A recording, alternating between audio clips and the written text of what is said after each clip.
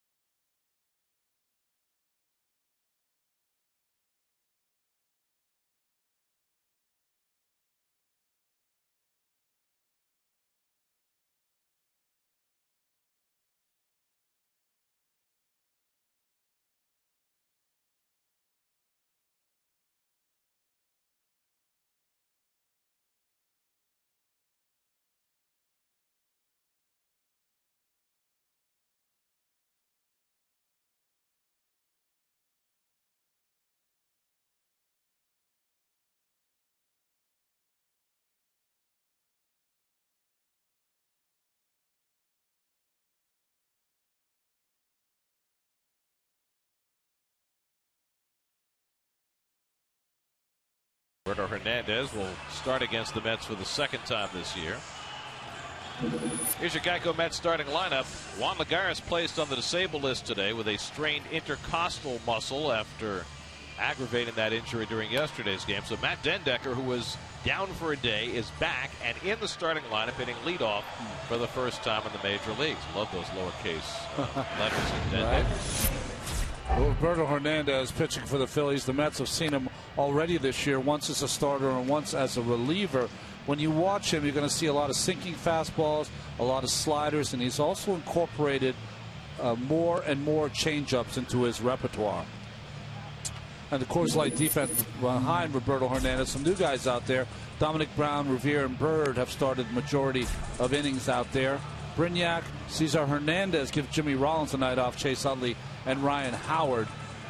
And Carlos Ruiz behind the plate. He's only thrown out 13% of the would-be base stealers this season. Not a great number for Chooch. Mentioned Rollins getting the night off. Cesar Hernandez will make his first major league appearance at shortstop. You said before we were talking 54 games in 8 years in the minor leagues. He played some shortstop. Yeah, mostly he's been a second baseman. Then last year they made him a center fielder. In this series, we've seen him at third base. Not good. That's not his best position. Middle infielder is where he belongs. We'll see. Yeah. Jury's out, right? Well, here's Dendecker making his first start for the Mets. He's 0 for 4 in limited appearances. Made 14 starts last year in his first big league tenure. Hit .207. And with Lagares down, he is really the only true center fielder the Mets currently have on their big league roster, and getting the start today. First pitch of the night from Hernandez, in for a strike, and we're underway. It'll be Dendecker, Murphy, and Wright for the Mets in the opening inning. Mets are trying to win 4 straight games against the same team on the road for the first time since 1986. Ryan Howard comes up with that scoop and gets Dendecker for the first out of the night. Oh, I like this stat. You got to give this one. I read this one today. This was June of 1986. Mets led a 5-game series at Three Rivers Stadium and won 4 of the 5 games. Dwight Gooden, Sid Fernandez, Roger McDowell, and Bobby Ojeda got the wins in that series. Ojeda threw a shutout. Who was the losing pitcher in the one game? Well, I didn't want to say. Well, you have to give it up, Gary. Ron Darling lost the only game that the Mets lost in that series. What a bum. Tried to avoid saying that. You forced me. Here's Daniel Murphy, who's had a rough go of it. 1 for 19 in this series, and he takes high from Hernandez. So the Mets are trying to win 4 games on the road in one series for the first time since that series in Pittsburgh in '86. Murphy at .291 for the year, and he hits the breaking ball right at Chase Utley. And Hernandez with 2 ground balls has 2 outs in the top of the first. Well, Roberto Hernandez used to be known as Fausto Carmona. That's the name he sported when he came up with Cleveland. And he had one great year with the Indians, getting ground ball after ground ball. He didn't have a lot of strikeouts in his 215 innings of work that year. 32 starts. 19-8 he went. He ended up 4th in the AL Cy Young Award voting. He's never had another year like that. Several years ago, it was found out he was 3 years older and was using an assumed name. And now here he is with the Phillies, his first year with them. David Wright, 4 for 22 in this series. But even with that, he's tied for the National League lead in hits with 70, hitting a .293 for the year. David had the game-winning RBI in the 14th inning in Saturday night's affair. It's hard to keep all the events in this series straight in your head. It's been going on for so long. It feels like the 100 Years' War. I'm still trying to reconcile myself to the fact that Keith did work 2 games in this series. I feel like we haven't seen him in months. Now, Keith right now is somewhere in Chicago having a nice dinner. That's right. You guys will be there a little later tonight. I'm going to exit for a few days. I think you've earned a nice vacation. I don't know if we ever earn it. I mean, we're watching games for a living, but I'm going to take it. 2-1 to Wright. Granderson on deck.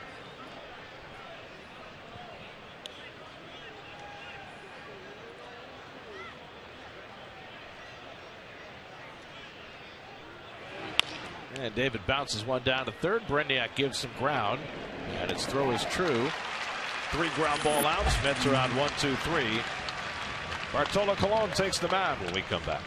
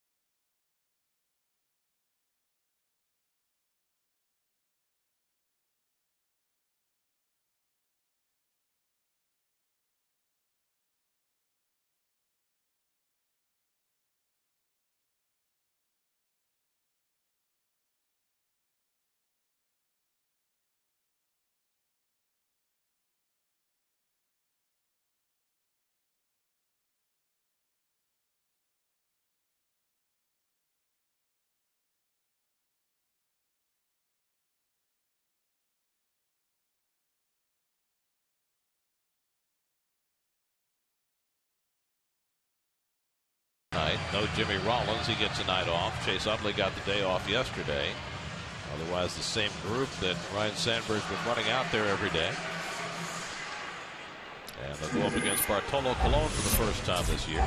Well, 7 1/3 a shutout ball in his last start. He's gone 15 1/3 innings with 14 Ks in his last two starts. ERA of 1.17. So turned it around.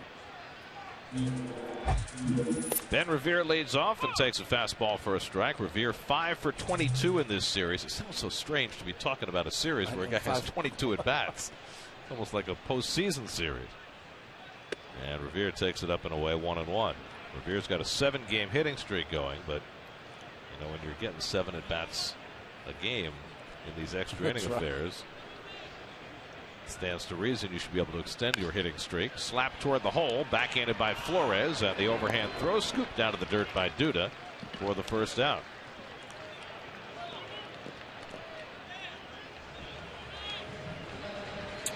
There's Alexis Met's defense behind Bartolo. Granderson moves over to the left field. Then Decker in center with Bobby Abreu playing right. Flores, Murphy, and Duda. Only Flores the difference. And Travis d'Arnaud back behind the plate. Now Cesar Hernandez 2 for 7 in this series, making his 12th start for the Phillies and his first at shortstop, and he lays down a nice bunt, but it trickles foul. We have seen in this series, if you're going to bunt on that third base line here in Philly, you got to keep it on the grass. Yeah. Once it hits the dirt, it seems to be fairly nicely sloped toward foul territory. Well, I'll tell you, the one thing that's interesting of doing a 5-game series, Gary, and you talked about the at-bats, you can almost do a little bit of scouting on your own of these players. And Hernandez, we've seen in this series, bunting is a big part of his game. Got David Wright in on the grass at third as a result. And Colon misses inside 1-1. Colon got off to a nice start this year. He had a rough patch in early May, but he has really kicked it in gear his last couple of starts. And never better than in his last start against the Pirates when he pitched into the 8th inning. Struck out a season high 9. Threw 121 pitches, the most he'd thrown in a game in 10 years. And gave the Mets exactly what they needed in their last home game, a 5-0 win over the Bucks.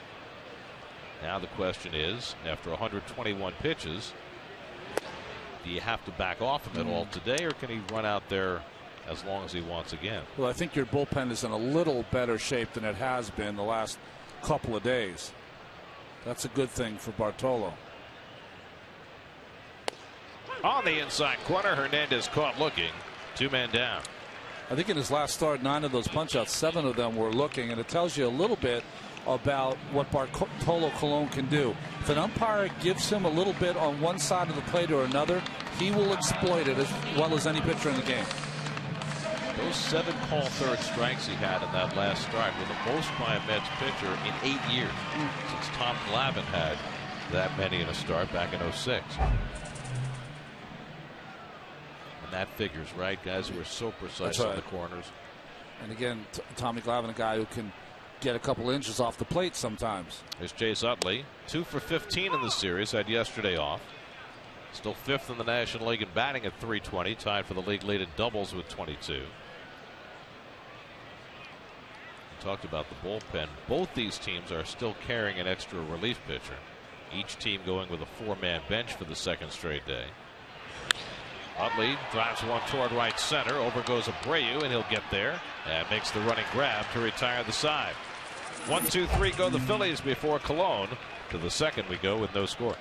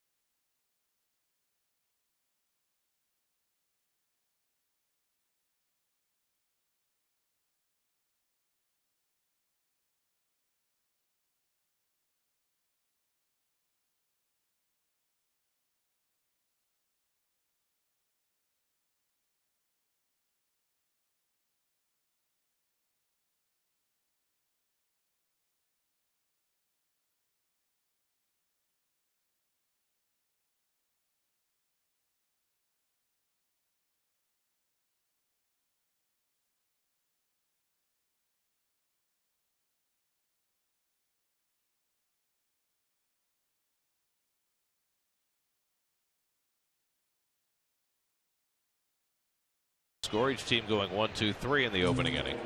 Curtis Granderson 2 for 14 in this series, hitting an even .200 for the year. And he'll take the changeup from Hernandez for ball 1. Now Curtis has not been hitting, but he has been walking. In fact, he's walked in 10 straight games.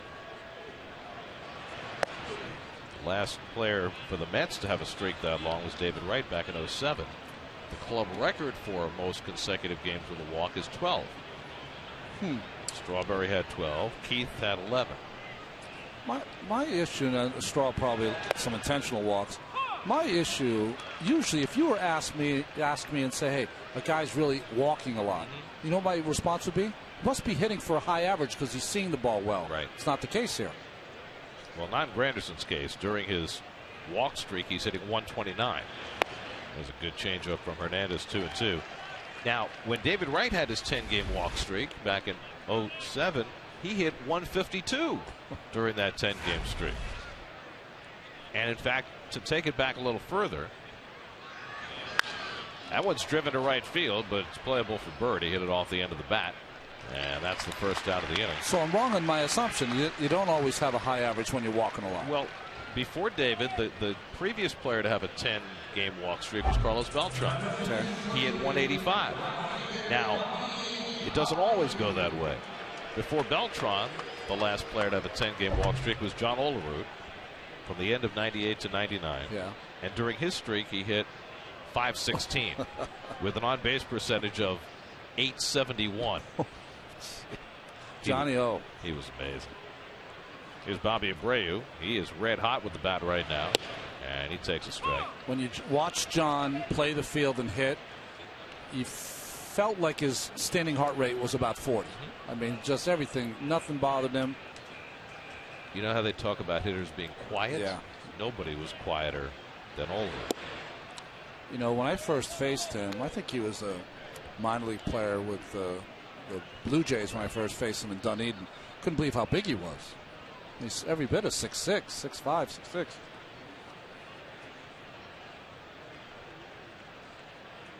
Well, he's got the Mets record for the highest batting average in a season. He had 354 in '98, and he's got the Mets record for most walks in a season, 125. He was an on-base machine. He wore me out, folks. It was embarrassing. He'd come to the plate, and it was almost like he could dial on his bat. Well, maybe I'll hit double this time. Maybe I'll knock it out of the park. Just could not get him out. That's all right. You had plenty of double. Abreu tops one foul, 2-2. This is John Olerud in 1998. Look at those numbers. 354 average, 447 on base, and OPS of nearly 1,000. Wow. 22 home runs. Playing alongside Edgardo Alfonso and Mike Piazza in that batting order. Of course, Piazza was there for most of the '98 season. Full count to Abreu. I think we need a new rule. Bobby Abreu's at bats just start with a 3-2. Yeah, why not? Well, this series we could just start in the 9th inning or start in the 10th. That right? would work. Could do it like softball and just put a runner at second base. Bobby's 9 for his last 17 at the plate, hitting a .314, and he drives this one toward the right field corner, back toward the wall, and off the fence. He's going to have to hustle to get to second as Bird has a strong arm, and Abreu slides in safely. A bullet off the fence from Bobby Abreu for the game's first hit, his 7th double of the year. You know, one of the things you always want to notice with an older hitter is, are they still quick inside? And we've seen this entire series when Abreu's been up. He's gotten now 3 big hits on fastballs inside and been quick enough to get around on them and keep them fair. Well, he's had only 52 at bats. He's already got 7 doubles. He's the hottest hitter in the Mets lineup right now. Here's Duda, who had the big hit yesterday in the 11th inning, a 2-run bomb into the deepest part of the ballpark. Duda now has 3 home runs in his last 22 at bats, so the power is starting to come. Leads the team in home runs with 8. 3 extra base hits in this series, 2 doubles and a home run. And Hernandez comes inside 1-1. Got a quick question for you. Lagares is on the DL, so you're going to be trying to find out who fits in that leadoff spot. You ever think of leading off Bobby Abreu? You could certainly do it. He's done it in his career at times, and he's a high on base percentage guy. I think that role right now is very much in flux. I think, you know, in a perfect world, if you were just going for defense, you'd play Dendecker every day, see how it rides. Yeah. But I think the Mets are still starved enough for offense, and Dendecker's unproven enough. I don't think that's the way it's going to come down. So you might see a Ruben Tejada lead off a game. You might see a Daniel Murphy lead off a game. But maybe Abreu on the days he plays, maybe he does make sense. It's going to be interesting to watch. Yeah. Duda turns on this one, hits it out to right. Bird goes back, looks up, and it's off the top of the scoreboard fence. Abreu turns third. He'll come in to score. Sliding in safely with a double. Duda trades places with Bobby Abreu. And the Mets have a 1-0 lead.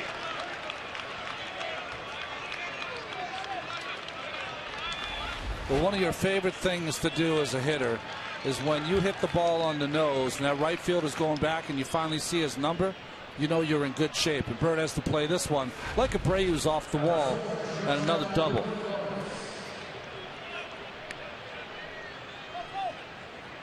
Back-to-back doubles.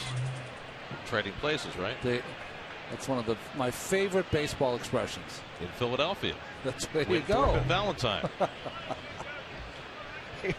Here's Wilmer Flores, and he bloops one foul. So the Mets have the early lead.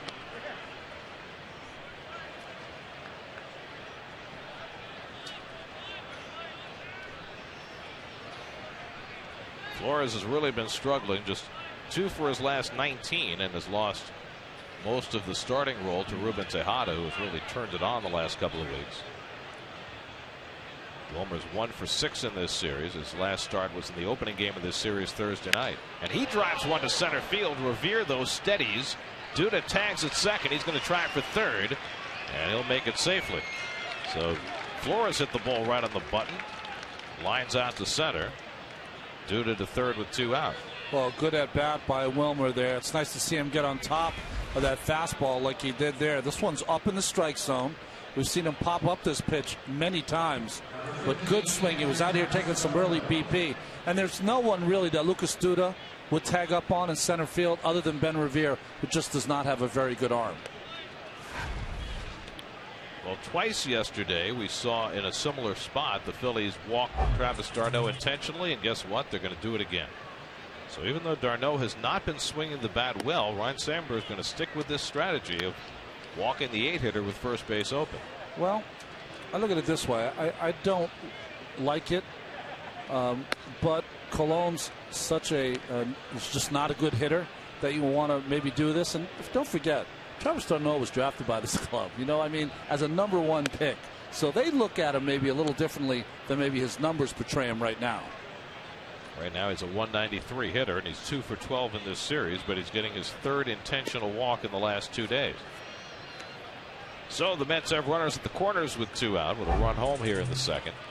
And now Colon. Now you've got a real mano-a-mano struggle here today. Yeah. Colon is 0 for 17 this year, and he's 0 for his last 34. Roberto Hernandez for his career is 0 for 34. Wow. So you've got great symmetry between the two starting pitchers. The question is, can one of them crack it? Colon, who has been very aggressive with his swings, might just let him walk him if he wants to. Well, one of the things you're going to see from Bartolo in at bat, probably a smile. At some point, he'll swing hard. Next, his helmet will kind of come off, but not all the way. And if he makes an out, he'll carry his bat to first. That's kind of what you got. Well, he hasn't done anything with the bat so far this year, but he does have 5 RBIs in his career. So, you know, he could have been 2-0. He has to adopt a little more passive approach. See, he's aggressive in his pitching, throwing strikes, so he's equally aggressive in his swinging.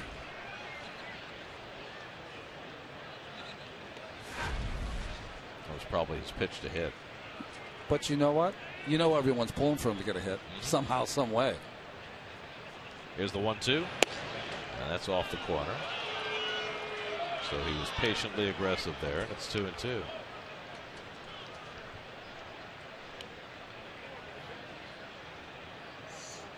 He's got a good piece of lumber there. I mean, it looks good.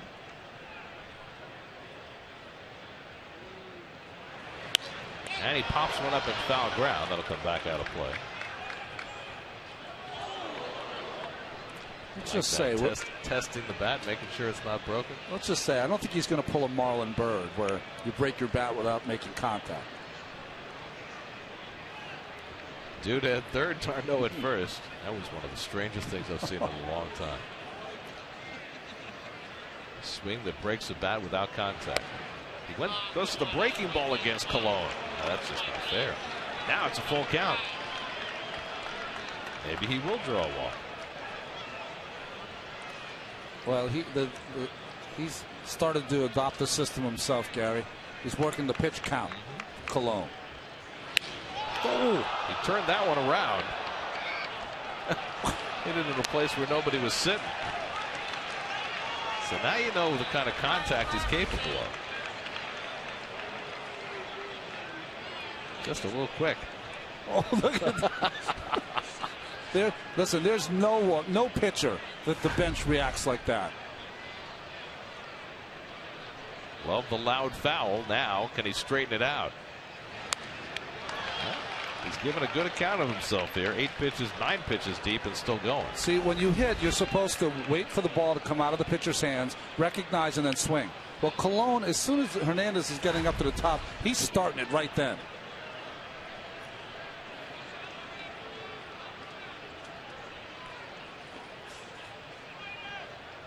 Again, the 3-2, and he goes down swinging. Well, a good effort by Cologne.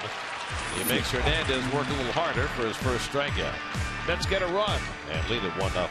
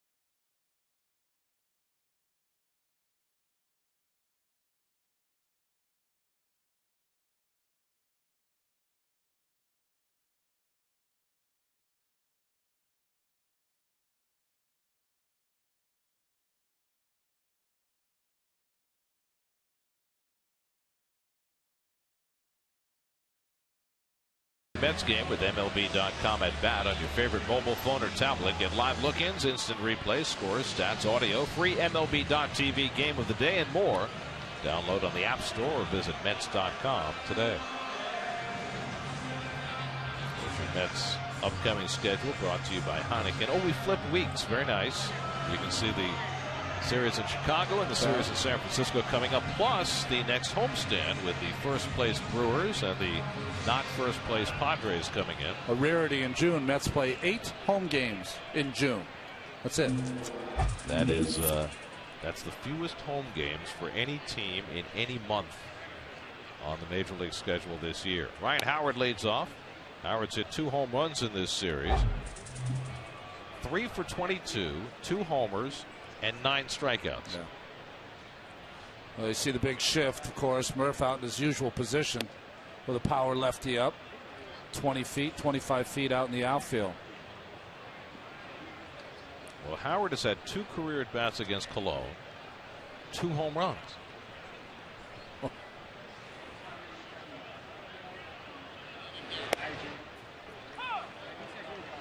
you have 2 at-bats and 2 home runs, you know what your slugging percentage is? It's 4,000. That's right. Howard's become an all-or-nothing guy at this point. He's going to hit the ball out of the ballpark. He has 4 home runs and 14 RBIs in his last 7 games. But not do too much else for you. You saw Cologne mix in a slider there. He's been throwing a few more sliders and changeups lately just to mix things up a little.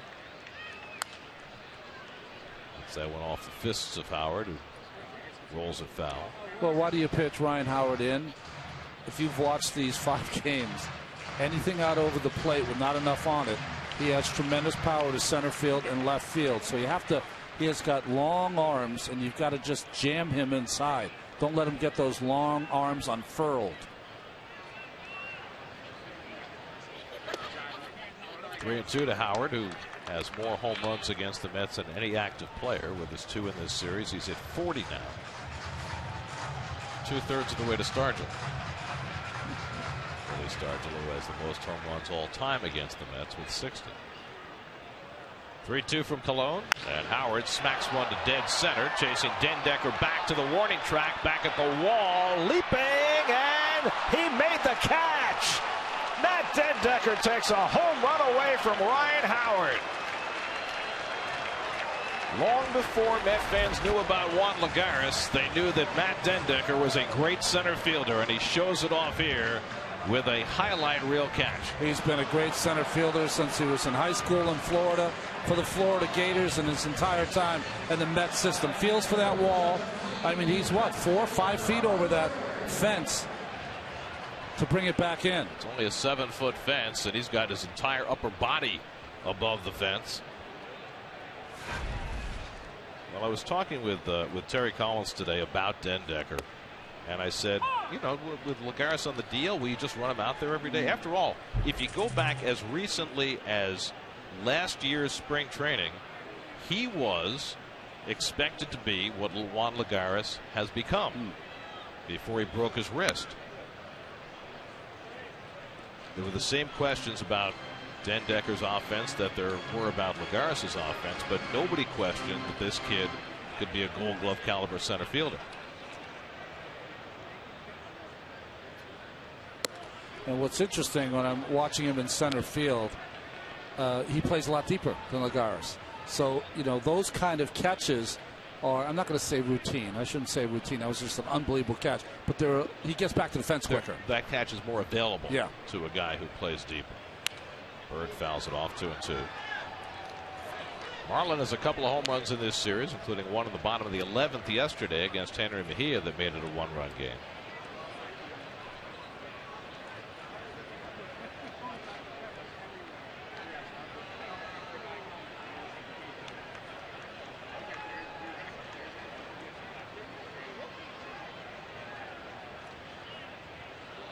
Two from Cologne, and Bird lays off the slider, full count. I mean, you almost have to play Dendecker when Cologne's pitching, just because there's going to be so many fly balls in the course of a game. The Mets have other people who can play center field. You can play Chris Young there. You can play Curtis Granderson there. Just off the plate, doing a 3-2 slider, and the Phillies have their first base runner of the day. But those guys at this point in their career, although they've played a lot of center, are not really center field. Whereas Dendecker is up and down the line, a polished center fielder. Here's Carlos Ruiz, who's hit, well, he's hit 17 at bats in this series, so I figure he's hit 17 balls hard. Yes. He is just in a great groove right now. 9 hits in those 17 at bats. He's hitting .393 against the Mets this year.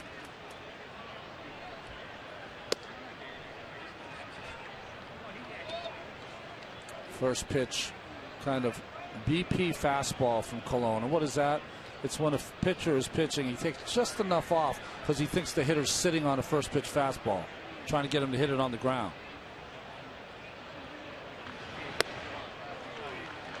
Missing up again, and it's 2-0. We've seen with Colon, when he's had success, he's been down. Yeah. When he's not had success, he's been up. His problem is he sometimes gets under the ball, Gary, which means he kind of pushes it to the plate. When he pushes it to the plate, that's when it's waist high. Now behind on Ruiz, 2-0.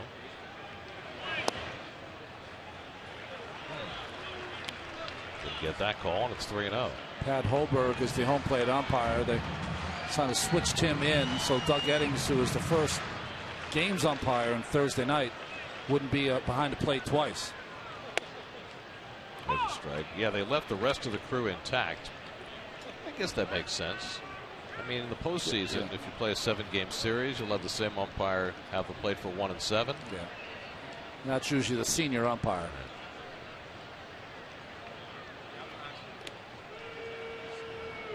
But it's so unusual to have 2 teams playing 5 games in 5 days. Major League Baseball had to make a call as to whether to switch out the home plate umpire for Game 5, and they decided to do that. So you got the young Holberg behind the plate. Slowly hit. Right goes to second. Do they have time for 2? No. It's not hit hard enough. The Mets settle for the 5-4 force on Bird for the second out.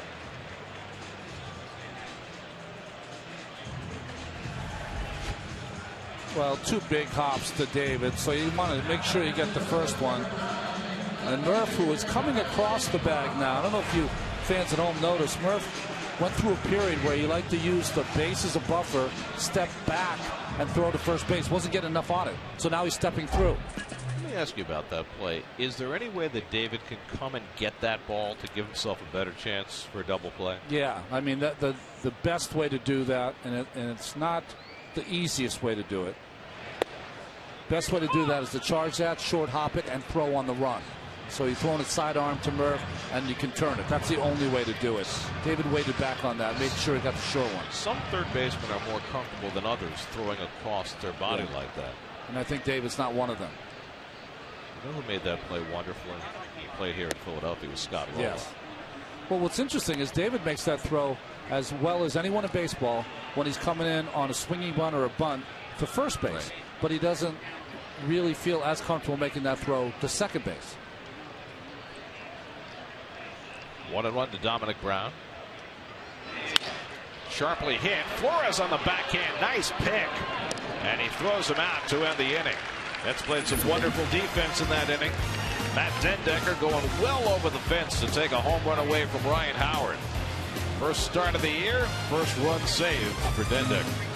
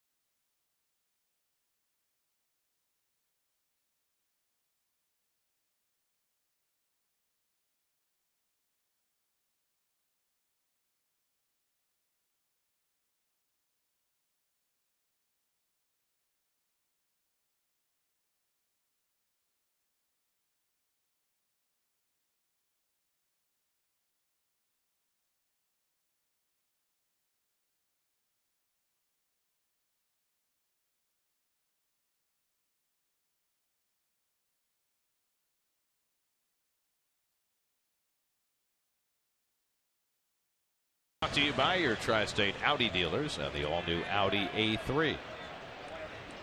Well, fresh from his home run robbing catch, Matt Dendecker leads off in the third. Grounded out his first time up.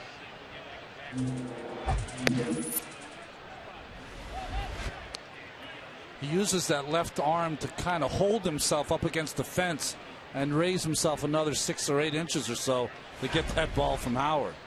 You know what that reminded me of a little bit? Remember the catch Travis Snyder made at Citi Field, right, where he leveraged himself up? Dendecker did a little bit of that. Well, Matt is 26 years old now. And, you know, there's a window for guys making their mark in the big leagues. And, you know, there was every chance that he was going to be up here early in the season 2 years ago. Well, last year, anyway. It's this one to center field. Pretty well hit, but Revere gets back there. And right at the edge of the warning track, he's got it. One out. And Dendecker's got power. We've seen that in spring training. We've seen it in some of his minor league numbers. But he's never hit consistently enough to warrant that promotion. You know, I was looking at some of his minor league numbers. I even went all the way back to when he was in college. He's never, ever hit for a high average. He never was that kind of hitter. But he's a big kid. He's bigger than he might look on television, and he's strong. There's Murphy, and he takes a strike. It's funny, though, how quickly things could change. Because you think back to that spring training last year and how many highlight reel catches he made, and he hit some home runs, and if he wasn't going to make the opening day roster, he was going to be, you know, the first guy called up, and then he broke his wrist making a catch right at the end of spring training, and everything changed. And Lagares got called up fairly early in the season, started to make his mark, and everybody kind of forgot about Matt Dendecker. Well, I think it's starting, the worm's starting to turn a little bit here, that when you get your shot, if you make the most of your shot the day or a couple of days, you're going to play a lot more. As opposed to before, it seemed like, you know, making sure everyone gets to play. It was almost like the Little League rule, you know? Everyone gets in a game. Trophies? Yeah. Utley slides over to his left and throws out Murphy 2 out. And we've got to keep everybody hot. Well, in keeping everybody hot, or trying to, it was keeping everybody kind of lukewarm. Now, I said earlier, David, this is that sidearm throw he'll throw from when he backs up on the ball a little bit. I'm talking really about the submarine throw. But this throw he's pretty accurate with and uses it most of the time when he throws it to second base. David's arm angle has dropped ever since I've been here for the 9 years. And I've seen that with almost every third baseman I've ever seen or played with. Just a natural thing. Why do you think that is? Because when they first come up, they can't wait to air it out and show my arm, and I got a great arm, and then you play every day like David does, and you're like, wait a minute, I don't have to sprint it over there. Just got to get him out. Check swing foul, 1-1. You know, so why air out your arm, risk injury when you can throw a little dipsy doodle over there that works? But it better be accurate. That's the only problem. Well, in the case of David's old pal Ryan Zimmerman, arm problems have now cost him his third base job. He is now being re-established as an outfielder. They've got him playing on rehab right now, coming back from his thumb injury, playing in left field. And they're envisioning Zimmerman as being a sometimes left fielder, sometimes first baseman, sometimes third baseman. David grounds one over the bag, just foul.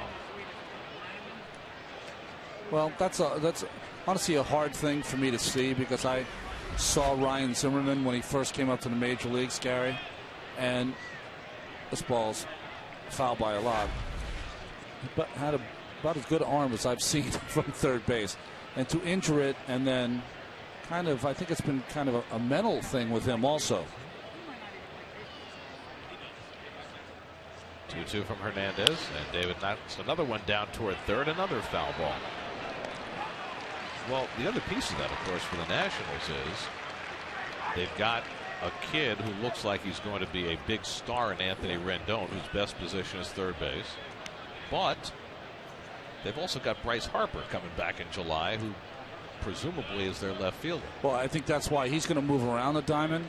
but going to play. And then he'll be, when LaRoche's contract is done this year, he'll move on to first base for good. Again, the 2-2 in tight. And what they can also do, they can sit Denard Span sometimes against the lefties and move Harper over to center field and play Zimmerman in left. Kind of embarrassment of riches for now. Yeah, if right. they can ever win. Out to center field. Revere got a late start coming in, and Revere makes the running grab to retire the side. Hernandez gets the Mets 1-2-3 in the top of the third. Still 1-0 New York.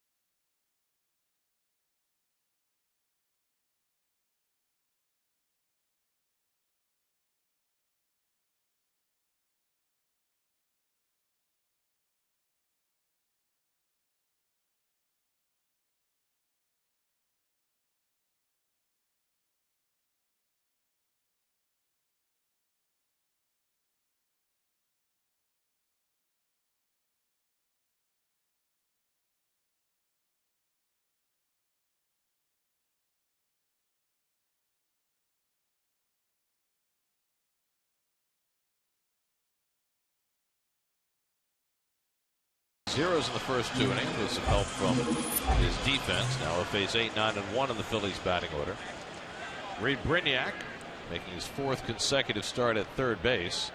The game-winning hit in Friday night's 14-inning affair. He was 2 for 13 in this series with 8 strikeouts.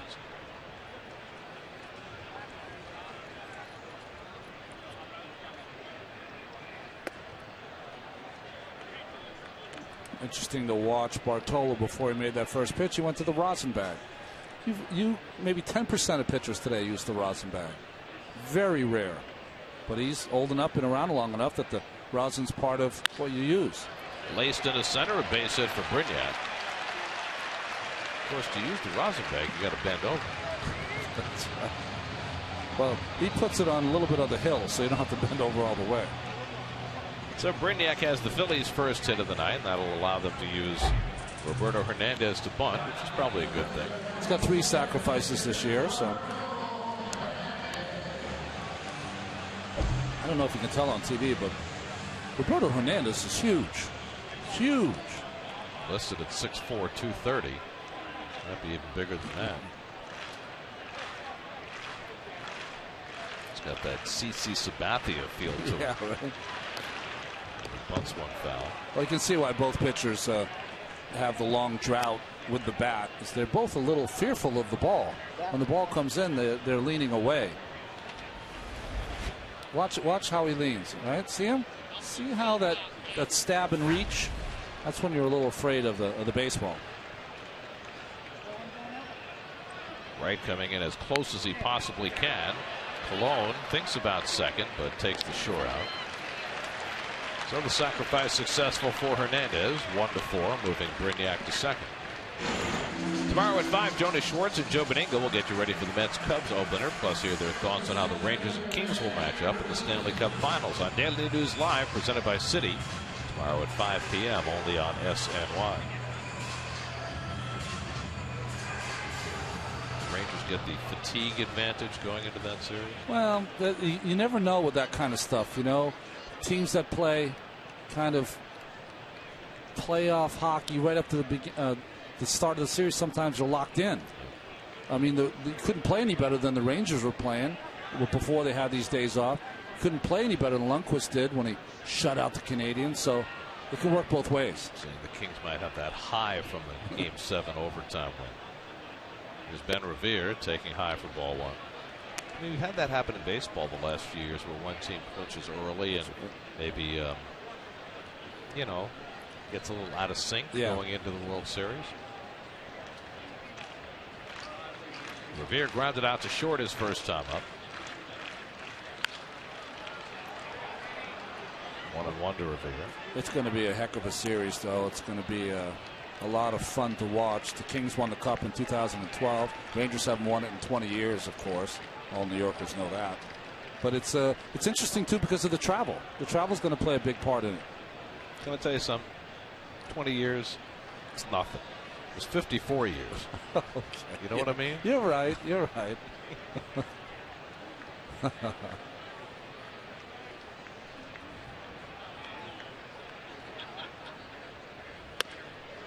2-1 to Revere.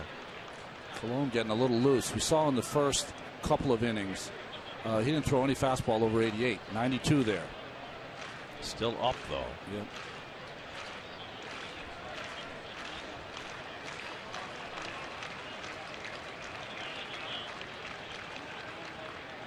And Revere smokes one into center field. Brignac to third. He'll be waved home. Here comes Dendecker's throw to the plate on a hop, and d'Arnaud slaps the tag on for the out. Dendecker's second run saved tonight. A perfect one-hop strike to the plate to get Brignac. Well, this ball's a bullet hit by Revere, and you can't get a better throw than this. One hop, perfect. And it gives d'Arnaud a chance then to just cut off Brignac, not even allow him any space to get to the plate. Gives him the lane, takes the lane away once he has the baseball. That was picture perfect, textbook. What a game by Dendecker, and he doesn't have a hit. Well, it's only the third inning of his first start of the year. He's already robbed Ryan Howard of a home run and thrown out Reed Brignac by a mile. Once he got up his sleeve for the rest of the game. Here's Cesar Hernandez. Revere took second on the throw home. Well, bravo. Bravissimo. It's interesting. Jimmy Rollins, who didn't have the day off today, would he have been sent by Pete Mackanin with Hernandez up?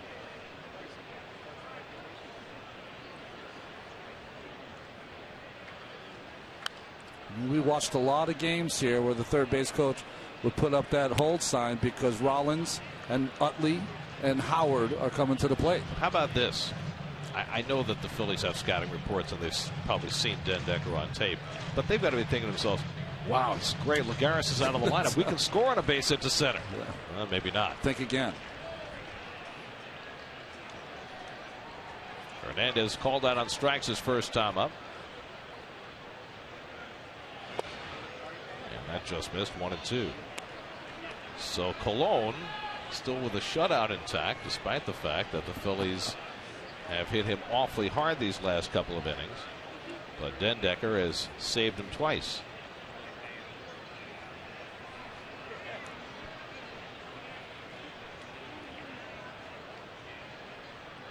One, two from Cologne, and Hernandez punches it foul. Well, Brignac is not fast, so his leadoff second. It's a bullet. He has the pause. You know why? Because it went right by Bartolo Colon. So you have to make sure it gets past the pitcher, and that's when he tried to turn it on and could not. And d'Arnaud handled that perfectly according to the new rule. He didn't block the plate until he had the ball, and then he completely shut it down. They're going to use that video at some point to show catchers how you'd make the play.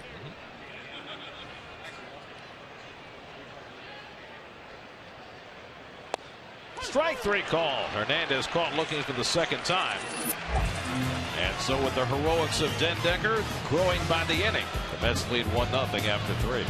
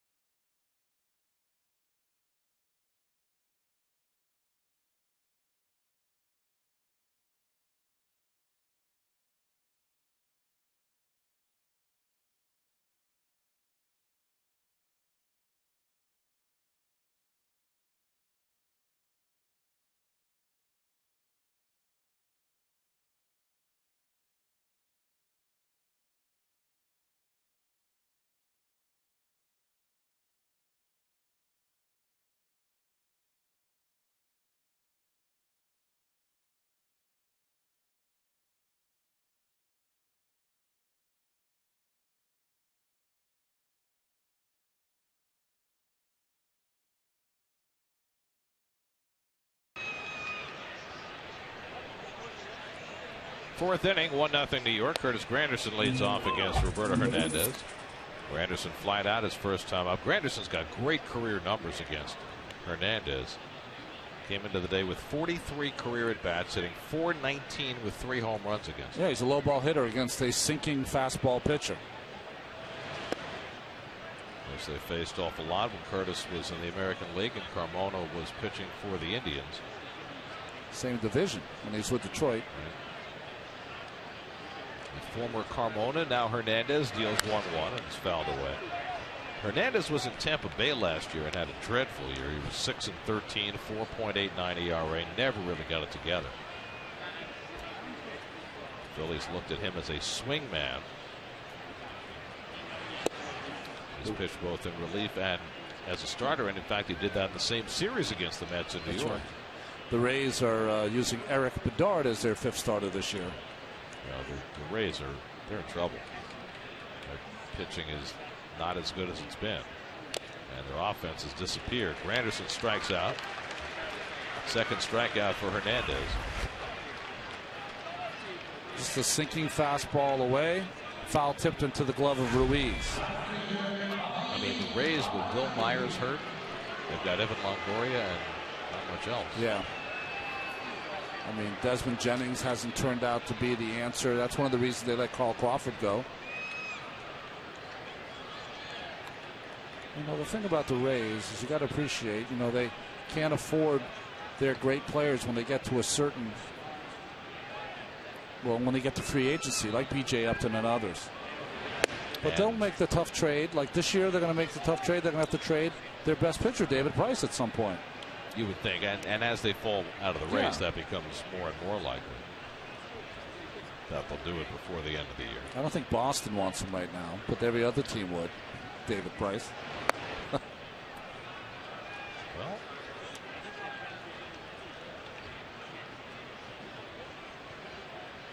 David Price will be a difference maker. He's also a great athlete. It'd be interesting to see National League teams will be interested in him.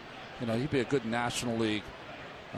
Good pitcher anywhere, but you know, good athlete. He'll take a good at bat, good at, you know, field his position. Do you think they would trade him within the division? Would they trade him to Toronto? Because the Jays are clearly in a market for a starter, and they look like they're, you know, a formidable team that might be able to win that division. But they're going to have to give him 3 to 4 young players that are on the verge of making it to the major leagues. That's a tough trade. All 3, and it's 3-1 to Abreu. Well, the Red Sox are the enigma there. They lost 10 in a row. Now they've won 7 in a row. If they win today, and they're down 3-0 in Cleveland, they'd be the first team ever to win 8 straight after losing 10 straight. Never happened before. 3-1 to Abreu, and he pulls this one down to Howard. And that's the second out. So Hernandez is now retired 6 in a row.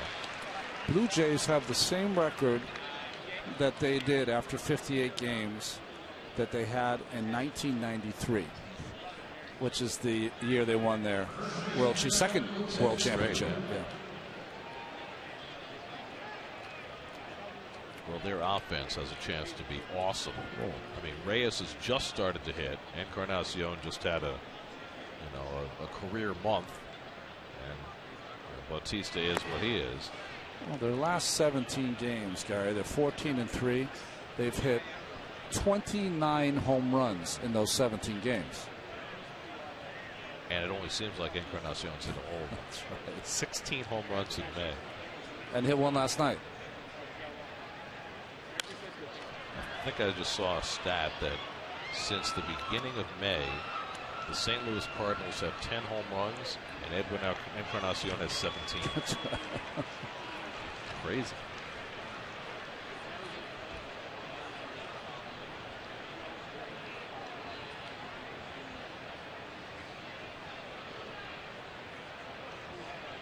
Duda banged one off the fence and right to drive in the game's only run in the second. It's a good changeup by Hernandez, 1-2. Yeah, he's throwing that more, Hernandez, that good changeup. He is mostly a fastball slider guy. There's the AL home run leaders. Nelson Cruz got hit on the hand last night. The hand is not broken, but he might miss a day or two. Jose Abreu just coming back from the DL.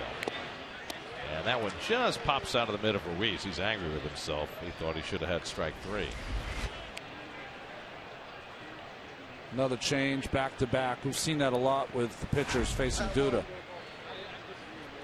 Josh Donaldson is not a run-of-the-mill, one-year phenomenal, one-year phenom. He can feel, too, at the ball, too. There's an interesting story I read today about the A's and why they've been able to perpetuate their success. And one of the things we were talking about was Donaldson came to the big leagues twice and failed. And they gave him a third chance at age 26, 27. And the third time was a trump. Some other teams might have moved on. Dendecker. 2-2 into the shift. And Utley will play it. That retires the side. So Hernandez has settled in nicely. He's retired 7 straight. Bartolo Colon back to the mound with a 1-0 lead.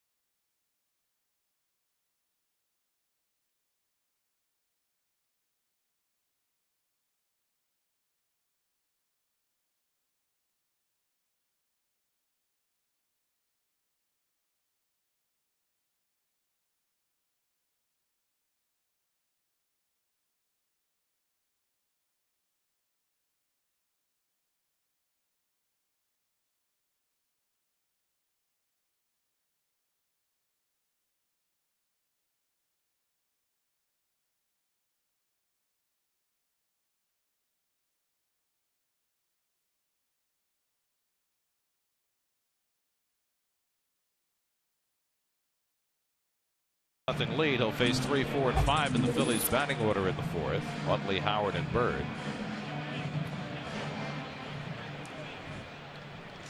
Chase Utley flying to right his first time up. Just 2 for 16 in this series. He's just looked a little bit off at the plate. Looked like $1 million the last time we saw him. And he pops this one up. Flores with the angle. Makes the call. And called off by Granderson, who makes the catch. So 1 pitch and 1 out for Colon in the 4th. Let's check in with Kevin Burkhardt. Kevin. Might see Buddy Carlisle out of the Mets pen a little bit later today. He was fresh off the fly from El Paso on Saturday and was a hero. 3 innings in relief, got his first win since 2008. He said they call him Coach Buddy just south of Atlanta because he's an assistant high school girls basketball coach. The head coach, his wife Jessica, he said she was a terrific player, all-state player in Nebraska, played professionally overseas, said he loves it. The other thing about Carlisle is this, he's had a struggle certainly just to get to the major leagues and stay there, especially since 2009. That's when he was diagnosed as a type 1 diabetic. He said, actually, I remember it vividly. We were up in New York with the Braves. I let up a grand slam to Fernando Tatis. And after the game, Bobby Cox came to me and said, you know what, something's not right. I just, watching you, being around you, I just feel like something is not right with you. And so he went for a bunch of tests, and eventually blood work and all kinds of things led them to decide that he indeed had diabetes. So he said, it was a struggle. I lost 25 pounds. It took me a good 2-3 months just to get back to trying to pitching and pitching the way that I thought I could. He went to Japan in the minors, got a taste of the big leagues with the Yankees, but now is completely healthy. And he said, I just try to get the message out because there are a lot of kids that get diagnosed, and quite frankly, the parents freak out and they don't know what to do. So I feel like if I could tell them that, hey, I'm here and I deal with it. During a game, he only tests himself like 3-4 times a game. He knows his body that well. Ronnie, you could speak to this. Said he gets his sugar level up to about 180, 190 when he wants to pitch. Generally, though, it's a lot lower than that. It's you're talking between 80 and 120. So it's something he has to monitor, something he will always have to monitor, but something clearly as a professional athlete you can do. Go back to you guys. Just such interesting stuff. I remember when I found out that Ron Santo was a type 1 diabetic, how much more appreciation I had for him and his career and ability to deal with it. Buddy found out later in life. I think I've said it a couple of times. My son Jordan, who's 20 now and in college, found out when he was 10. And it does. I always say, you want to find out about his disease, have your kid get it. You'll find out. You'll learn about it in about an hour. You'll get everything you need to know. Now they have more ways for athletes to cope with being a diabetic. I know Corey Vaughn in the Mets system uses the pump, which he keeps in his back pocket during games. That's right. There's a pump. Buddy does not do that. He takes the shots, obviously, as my son Jordan does. It's a trying thing, and great example, Buddy Carlisle, to not only get it out there, but to show anything's possible for the young kids out there that contract type 1 diabetes. 3-2 to Howard, and it's just inside ball 4. Second walk given up by Cologne. I thought it was interesting. Carlisle arrived half an hour before the game on Saturday. Winds up getting in there in extra innings. Pitches brilliantly for 3 innings. Gets the win. And he has a post-game media session with writers who've never met him before, getting congratulations from teammates who've never met him before. And one of the first things he made sure to mention was about his diabetes, because he doesn't know how long he's here, and he sees himself as a spokesman, and I think that's really admirable. Good for him. It's really not about him, as Kevin said. It's about letting all the parents of other kids know that it's okay, and you can find a way. Buddy, you've got a fan in Jordan Darling. I know that now. Marlon Byrd drew a walk his first time up.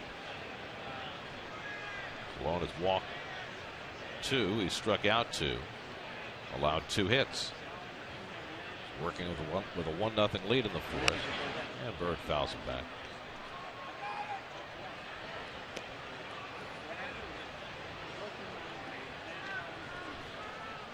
Carlos Ruiz on deck.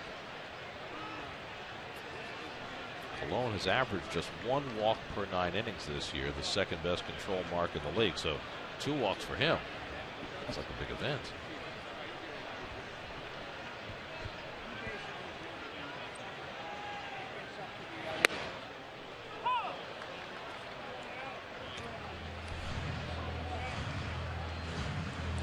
As we saw with Mejia when he came in to get the save, these games are bleeding into another. So I'm not sure. Yesterday's ball game, he hit a breaking ball over the left field fence. You got to be careful with that little slider. Colon has to be careful against Byrd. Good breaking ball hitter.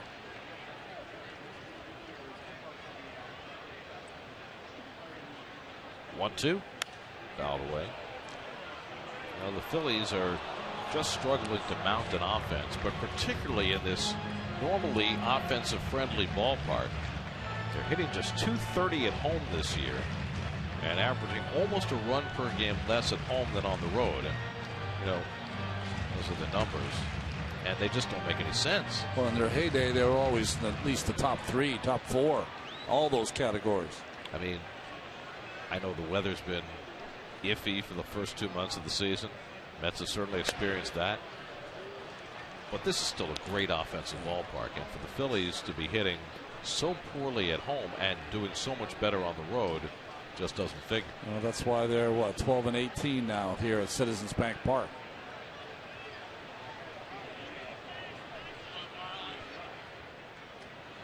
Howard at first and 1 out, 2-2 to Byrd. And Marlin hits one down to third. Nice pickup by Wright, but he has trouble getting it out of his glove, and so they get just 1. A cleaner transfer, and they probably would have been able to turn 2. Well, what happens on this is David comes in on this baseball. We were talking about it the first time.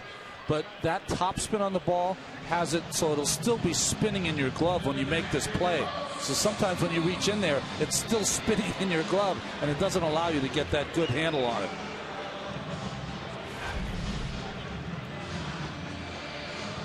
So 2 out, Bird now at first, and Carlos Ruiz the batter. Ruiz grounded one to right for a fielder's choice his first time up.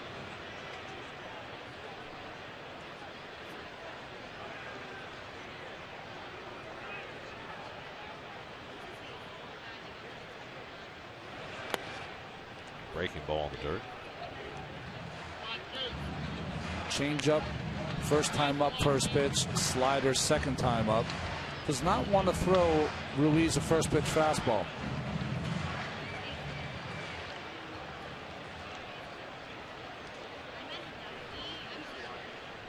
That's the throw over. Why? Bird has not attempted a stolen base this year. Colon has not allowed a stolen base or even had one attempted against him this year. Well, Marlin's fast enough to steal a base, but if you're going to play him every day and through 14 inning games, he's certainly not going to do a lot of stealing. Well, he's 36 years old now, and he has been playing every day, as he did last year for most of the year for the Mets.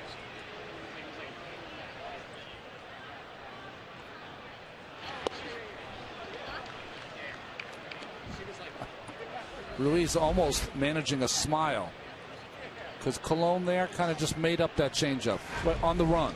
That's a pitch we've not seen from him. Not at that velocity.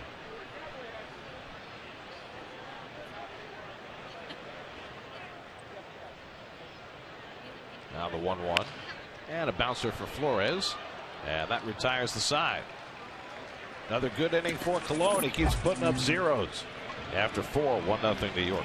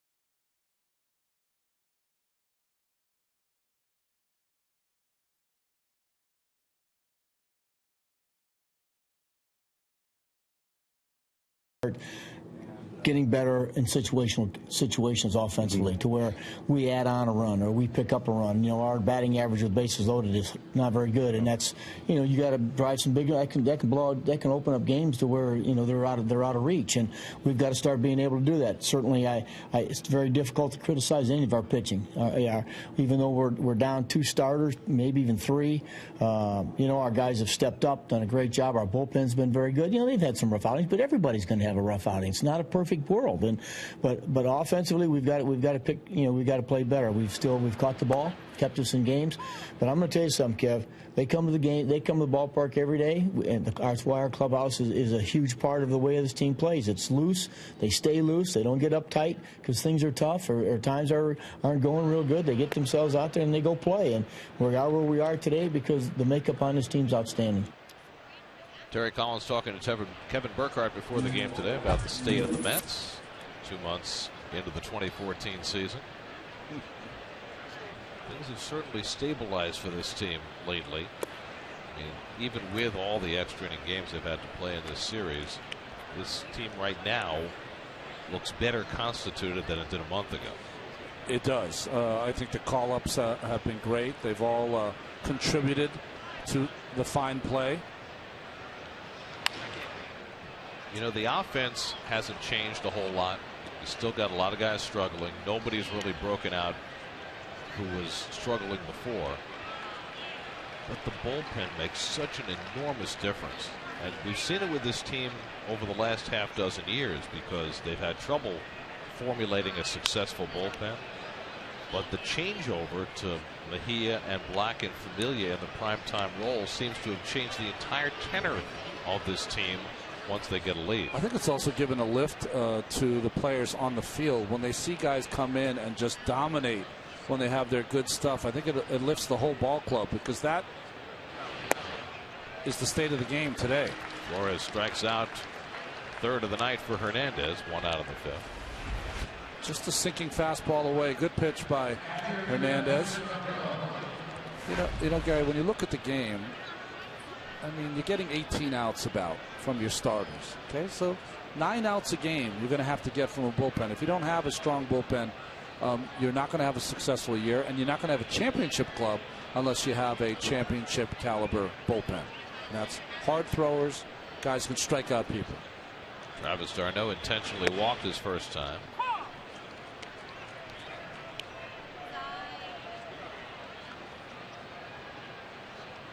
Well, what it's done is it's not only given the Mets power arms late in the game, but it's slid other guys into roles that make more sense. I mean, Carlos Torres was pitching every day early in the season, and well, again, because of the nature of the games they played the last few days, he's been pushed heavily again. But you know, now you can move him into that 2-inning role in the middle of the game when your starter struggles, as opposed to having to run him out there in the 8th inning every day.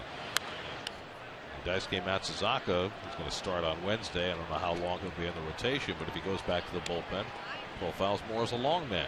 And now you've got the two lefties out there in Rice and Edgin. Edgin is, we haven't even talked about him. He's looked great.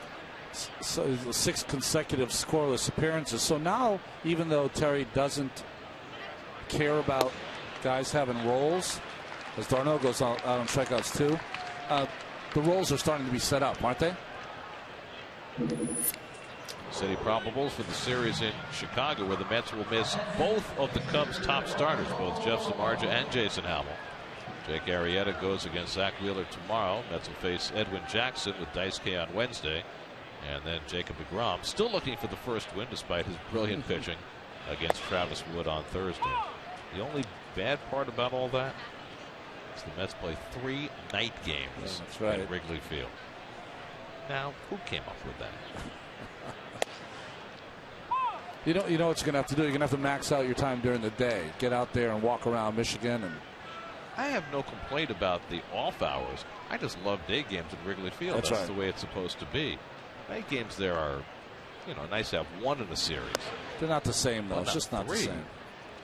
You want the bright sunshine. You want the folks milling in the neighborhood as the bus arrives. I mean, it's just... Yeah, you get those folks outside the ballpark drinking beer at 10 in the morning. It's great. It's 100 years old, right, this year? So, I mean, you really are transported back 100 years when you show up at the ballpark. Well, it's going to be changing there soon if they ever get their renovations underway. But that's a whole nother story. And Colon goes out on strikes, so Roberto Hernandez strikes out the side in the 5th inning. Halfway through, 1-0 New York.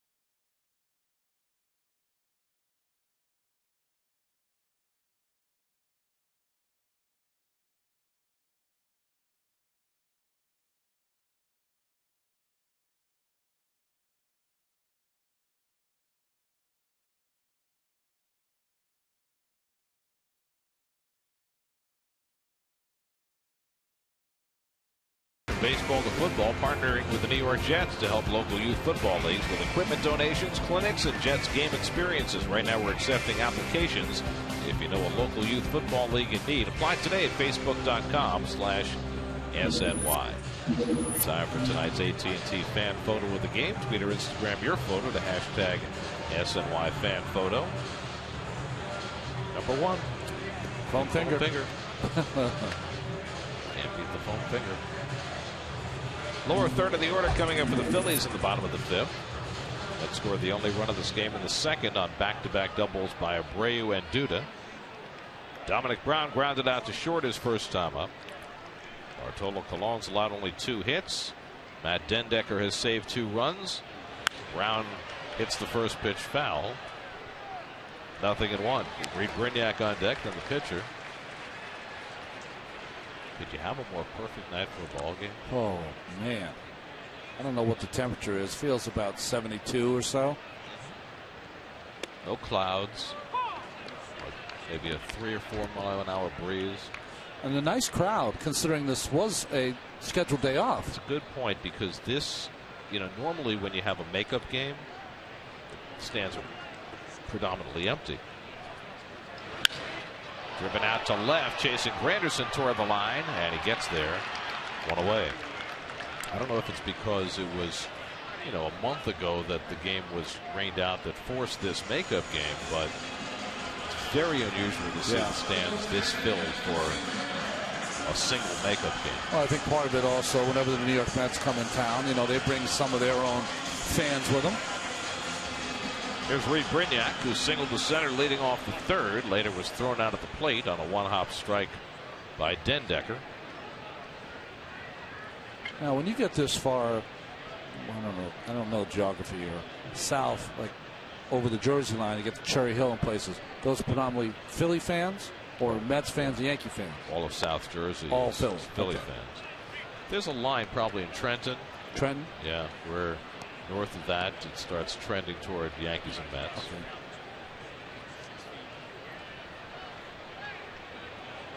You call that the Tom McCarthy line. Tom McCarthy.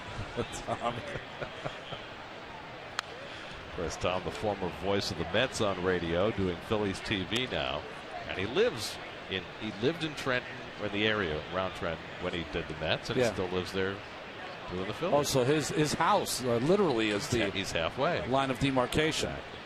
Greatest guy in media, Tom McCarthy. On the inside corner to Brignac, 1-2.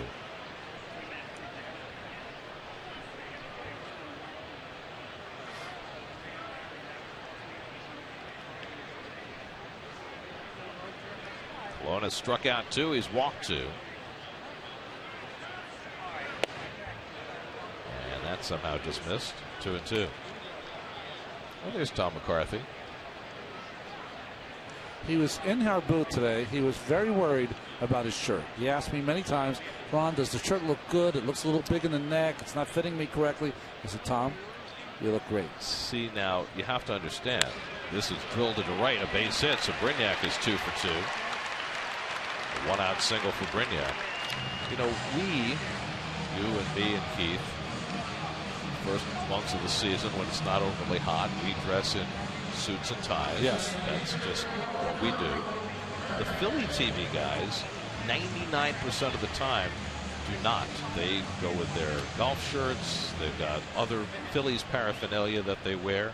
Ponchos, whatever. Right. But they're going on the road. That's why exactly. It's coat and tie. They have to wear a coat and tie for the charter flight, since they're going on the road, as Hernandez stabs at it. So all I'm saying is Tom is not as used to the dress up. Oh, okay. So that's why I think he had concern about his wardrobe. So do they train it here from Philly, because they're going to Washington, or they fly? It's a defense they have against the bunt play. David all the way in, because Hernandez tips it off right away. Well, he's not going to be swinging here, and if he does, it'll probably be ineffectual. So David can afford to come a little closer than normal. And that's fouled for strike 2. So I hope you were able to give Tom appropriate fashion. It was tips. right before he went on his open, so I pumped him up, dropped a little Newt Rockney on him as far as his dress was concerned. And I think he went in there and killed it. Had to. I have no doubt. Who's got in there tonight? Moyer or Stairs? I think I saw Matt Stairs.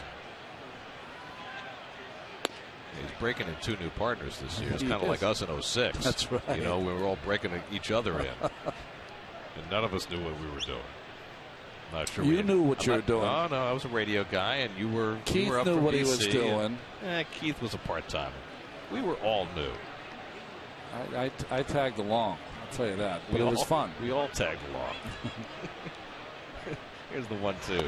And Hernandez bunts and misses for strike 3. Third strikeout for Cologne. So 2 out of the inning. New York Mets baseball on SNY is powered by Verizon Fios. Enter today for a chance to throw out the first pitch when you visit the Verizon studio at Citi Field or Mets.com/Verizon.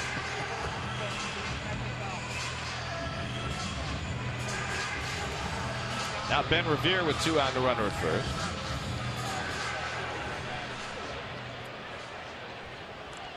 Been watching some of our copy this year, Gary. I would have to say, although I'm assuming that no spelling bee contestants. Well, all I would say is that in the era of spell check, what we get sometimes is rather remarkable. Rivera is grounded to short and single to center.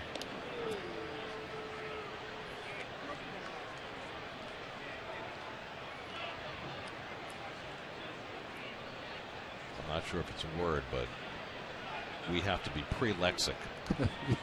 Very good. Very good. I don't think it is, but I get what you're saying. Revere slaps one past the mound, and there's Flores to make the flip.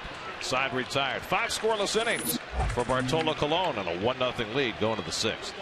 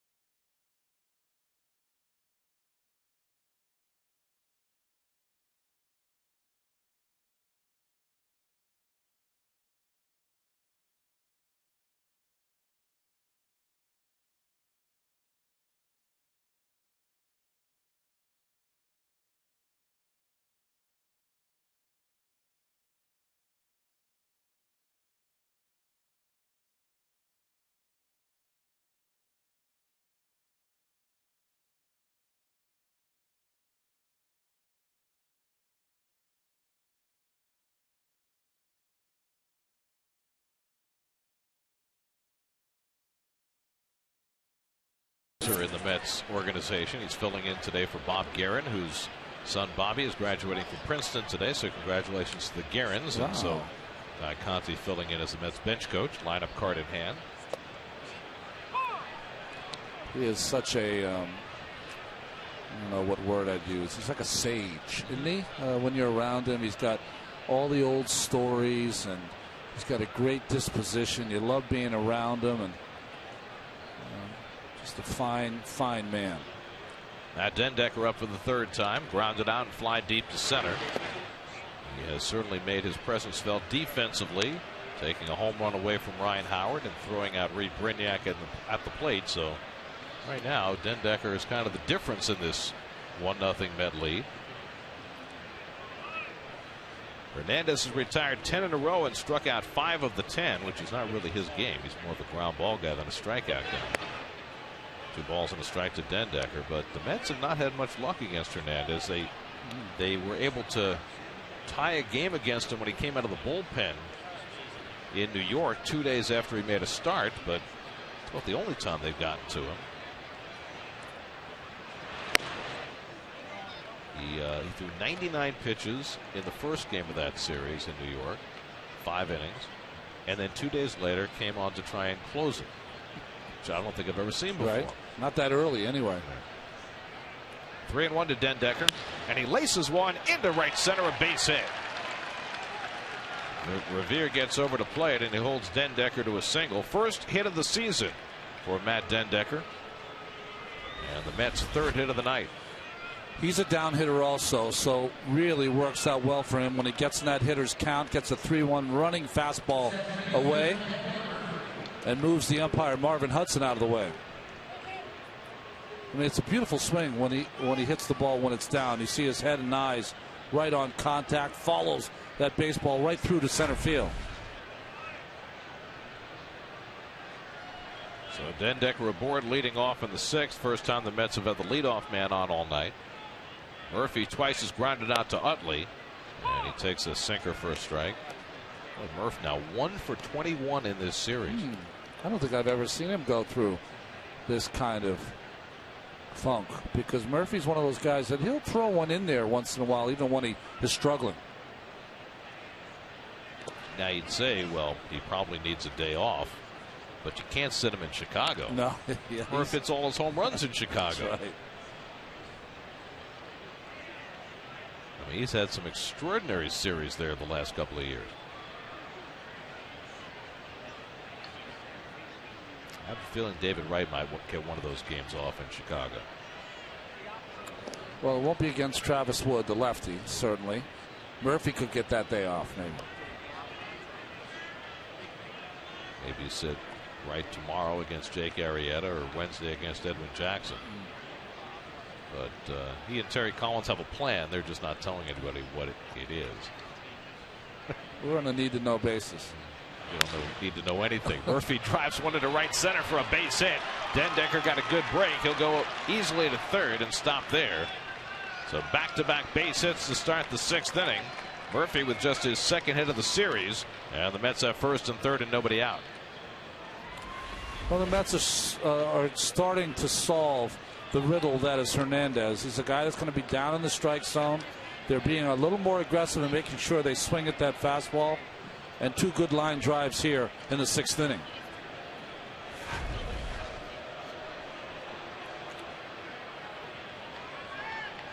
Interesting, the entire infield came over to talk to Hernandez after that hit to Murphy. Almost like they were having their own pitchers meeting. Well, there's no action in the Phillies bullpen, but this is about where Hernandez usually peters out. So we'll see whether the Mets can take advantage of him 3rd time around the batting order. David Wright is grounded out and flied out 0 for 2. David is 4 for 24 in this series. Dendecker at 3rd, Murphy at 1st. And it's low and away, ball 1.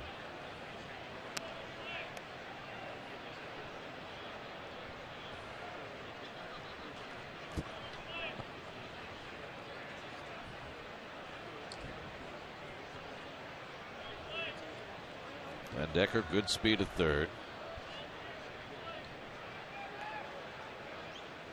And now Hernandez behind 2-0, so he's digging his hole a little bit deeper now. He's got Granderson, who has had great days against him in the past, waiting on deck. Well, the thing about sinker ball pitchers, Gary, is that they don't usually have the weapon of striking you out, although he did strike out the side in the 5th. He's still kind of looking for a ground ball here to get 2 outs, he'll concede the run. In the air, deep center field. Revere back, way back onto the warning track, and it's off the fence and bouncing away. Dendecker scores. Murphy being waved home. He'll score easily on a 2-run double for David Wright, and the Mets have a 3-0 lead. David crushed that ball dead central, his 14th double. He drives in his 31st and 32nd runs. Well, we saw a ball hit on the line by Duda to win the game yesterday, and this one by Wright just covered on the outside part. Revere, who plays very shallow, great speed, but could not get back there in time. And that enabled Murphy to score all the way from first. Bob McClure, the pitching coach, heads out to the mound. Still no action in the Philly bullpen. Phillies and the Mets are kind of in the same boat in that they still need their starters to give them some length based on all the innings they played the last few days. Well, of course, Dendecker, he's going to go back and tag because he's got to assume the great catch. Murphy does a nice job. He reads it, and he's 1 step from second base. If he had caught that, he had plenty of time to go back, and he had some momentum going, too. He hadn't stopped right before the bag. Nice job by Daniel Murphy. You know, when I saw Revere go back on that ball, all I could think of was Aaron Rowan, Xavier Nady, bases loaded, Gavin Floyd pitching. In those days, there was an iron bar at the top of the fence in center field, which is where Rowan hit his face when he caught that ball. 0-1 to Granderson. They were planning to put the padding in, but they had not put it in yet. They were going to wait till the Phillies went on the road. A little too late for Rowan's face, but the padding is there now. Granderson hits one in the air to left, not very deep. And Dominic Brown edges in to grab it for the first out of the inning. You know, we played that bit by Terry Collins talking about situational hitting. That was a prime example right there. Granderson, okay, he made an out, but it wasn't a productive out. So it's only a 3-0 lead. You want to add on more here. At least get one more runner in. And you do that by good situational hitting. So Wright still at second with 1 out, and now Abreu, who doubled and scored the first Met run, back in the second.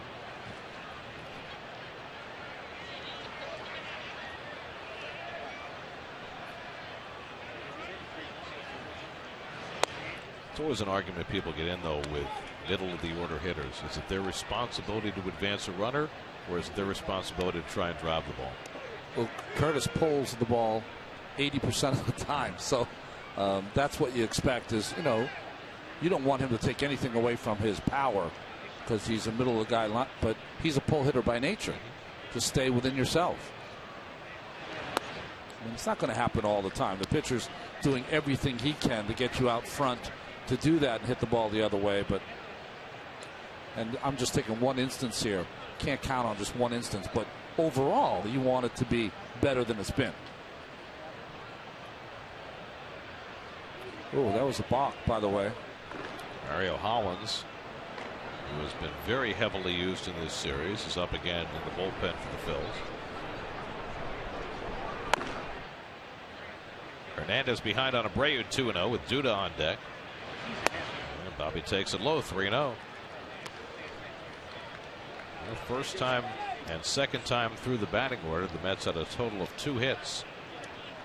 They were 3 for 4 this third time through the order. Yeah, he's a 90 to 100 pitch limit for Roberto Hernandez. And Abreu takes ball 4. So that's the second walk given up tonight by Hernandez. 2 aboard. Duda coming up. Let's check in with the studio. Kareth Burt standing by for a game break, brought to you by your local Tri-Honda dealers.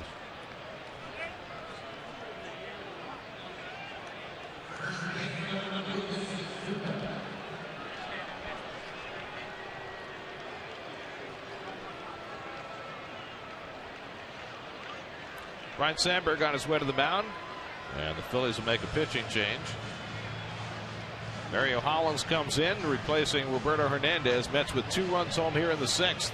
Call to the bullpen brought to you by Verizon. Hollins coming in to face Duda when we come back.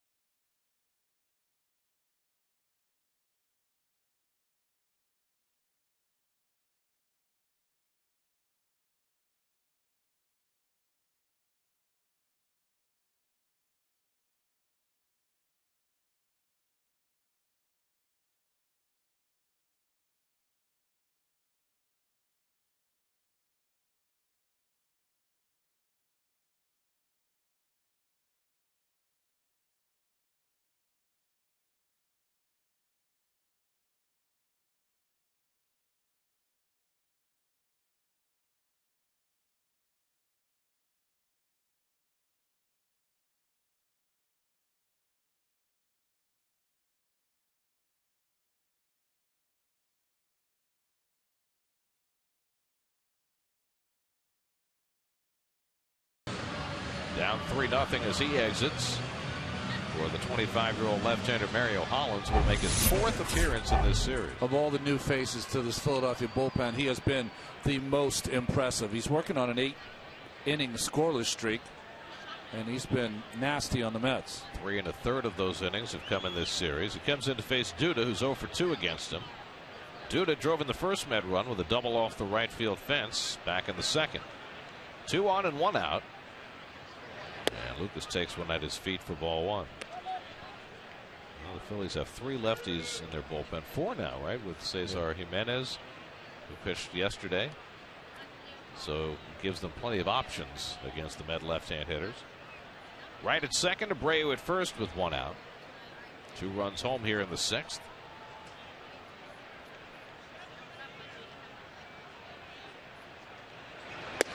And Duda watches the strike.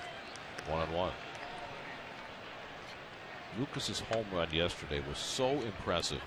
Not just that he hit the stuffing out of the ball and hit it 425 feet, but the direction in which he hit it.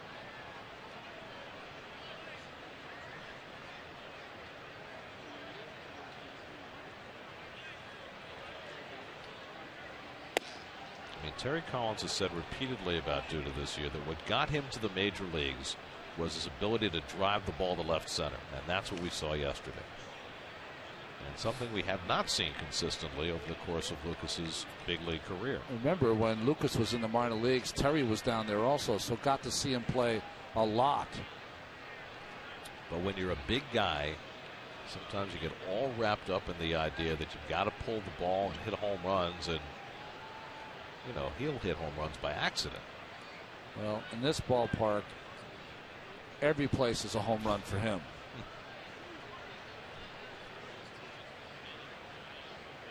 Well, he could be like Ryan Howard and be a flower bed guy. That's right. Drop it in the flowers. Put it in the azaleas in left field. I don't know if they're azaleas. I'm not a flower guy. I don't know anything about flowers. I don't know what time of year they grow, but they're, and you know me with colors, so I know that color though. Oh, they're pretty and they smell nice. 3-1 to Duda, and he had a good rip at that. 3-2. Another good swing there by Lucas. I guess what happens to the elite hitters, Gary, is that, or how you try to make yourself into elite hitters, is you get yourself to that count and you don't miss that pitch. That's what it's all about.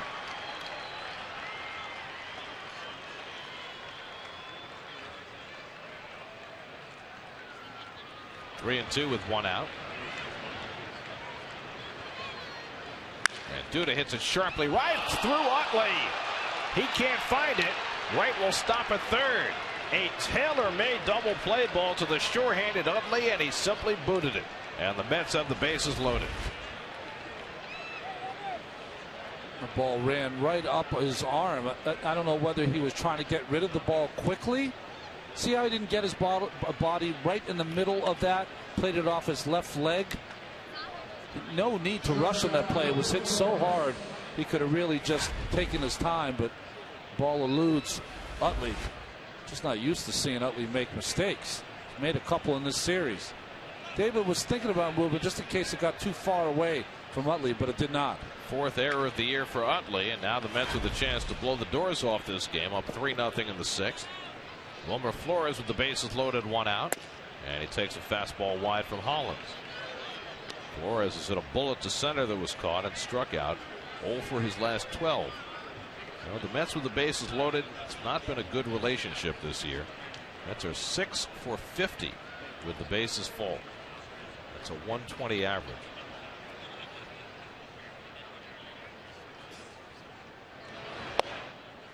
And Hollins gets the call. 1-1. Flores thought this ball was down and in. He was right. And especially the way Ruiz had to reach for that ball. It's very surprising that would be a strike. Right at third, Abreu at second, Duda at first with 1 out. Mets up 3-0 in the 6th.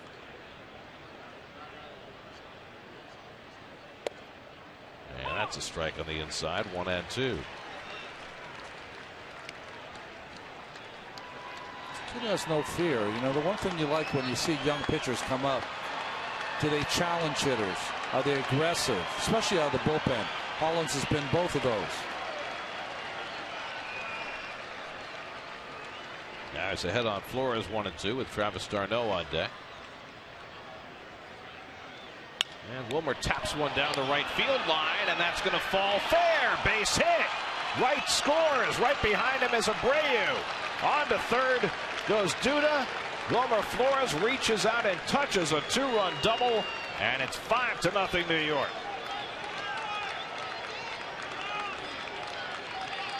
A big base hit for the Mets with the bases loaded. Well, Terry Collins pushing all the right buttons tonight, right? Den Decker in center field. And here Flores, after Tejada's been so hot in this series, with a huge hit with the bases loaded. Now they're going to walk d'Arnaud intentionally for the 4th time in the last 2 days to bring up Colon. The problem with this strategy this time is that there's only 1 out. So, you know, if Colon strikes out, you still get Den Decker to the plate with the bases loaded. Well, maybe thinking the lefty-lefty matchup and Den Decker is a good thing, and Hollins going to watch himself before he throws it back to the backstop. We've seen so many pitchers unable in the automatic intentional walk to be able to play catch with the catcher.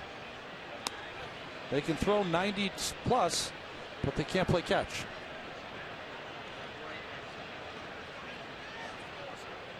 One more intentional ball slung up there. And d'Arnaud is getting used to this. Goes to first base. Well, it's doing wonders for his on-base percentage. And that's amazing, right? I mean, 4 times in 2 days. So here's Colon, who wants to make fools out of all of them. Duda at third, Flores at second, d'Arnaud at first. 4 runs home in the inning, all charged to Roberto Hernandez. And Colon, this is one of those times where you don't want Colon to make contact.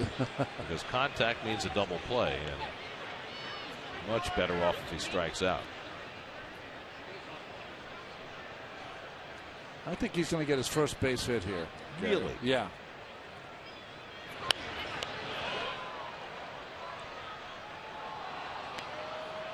Oh, maybe not now. He's maybe a little injured. Yeah, that's not good. Well, Matt Den Decker's already had himself a night in his first start of the season.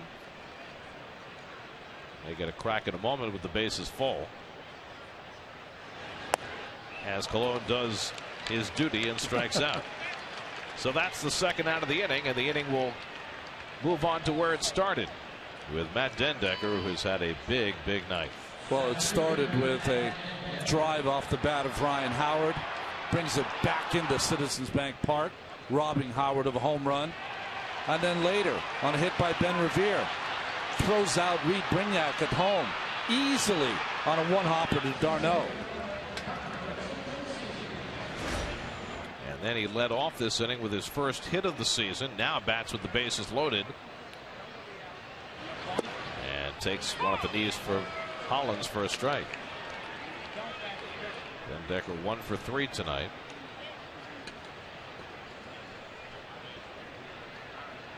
The 10th man up in the inning.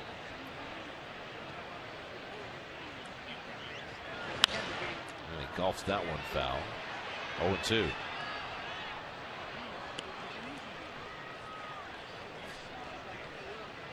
Duda reached on an error. He's at third. Flores doubled in 2 runs. He's at second. d'Arnaud was intentionally walked. He's on first. Now Hollins with a chance to put this inning to bed. He got ahead on Flores, gave up the 2-run double. Now he's ahead on Den Decker. And Ruiz, who blocks everything, blocks that one. 1-2.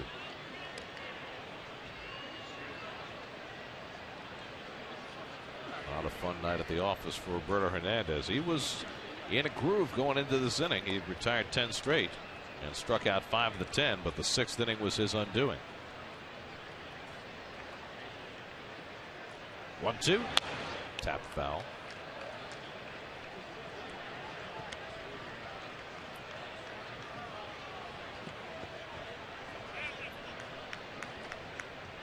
Daniel Murphy would be next.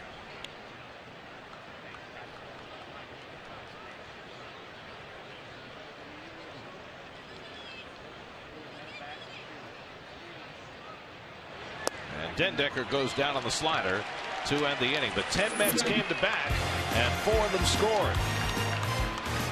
2-run doubles from White and Flores, and it's 5-0 New York.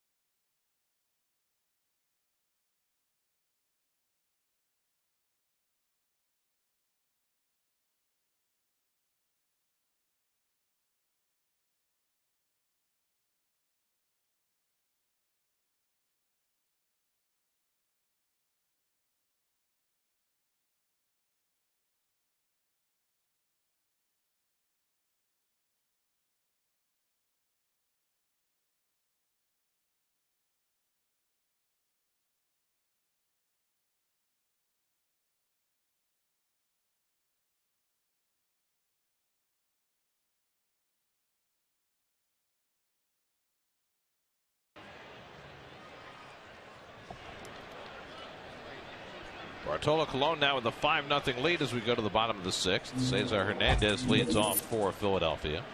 Hernandez has been up twice and caught looking both times. Runs up as though to bunt. Takes the breaking ball for ball 1. Hernandez, Utley, and Howard for the Phillies against Colon, who threw 7 1/3 scoreless innings against the Pirates in his last start. And he's thrown 5 scoreless tonight. Just kicking his season in gear. No one has more fun or keeps it lighter than Colon when he's pitching. When these veteran pitchers are doing what they do, like a Colon and others, it's a high, I don't know, it's a high form of chess they're playing out there, as opposed to checkers. And I think also, you know, you talked about the dugout's reaction when he hit that foul ball earlier in the game. I think there's something so amusing about Colon because of his size, because of the way he goes about his job, because of the whole thing with the hitting. I think he keeps his teammates amused. There's a Falstaffian quality to him that just cannot be denied, and I think that part of it is the way he goes about his business. But part of it also is that guys look at, oh geez, Bartolo did this and he did that, and Cy Young, and you know, there's a lot of good stuff there. That's the 3rd walk that Colon's given up tonight. That's unusual. And this one comes leading off the inning. During tonight's game, you can get interactive with SNY Game Day on SNY.TV, featuring pitch-by-pitch coverage, player cards, and in-depth stats. Check out SNY Game Day on SNY.TV, your online home of all things New York sports. For a scorecard, Gary, I got 4 earned runs for Mr. Hernandez, or no? That's correct. Okay. 1 unearned run in that 4-run inning. As the result of Chase Utley's error, last thing you expected to see. Utley has flied out twice tonight. 2 for 17 in this series. So the 2 second basemen, Murphy and Utley, who came in as their team's leading hitters, have both struggled to hit in this series.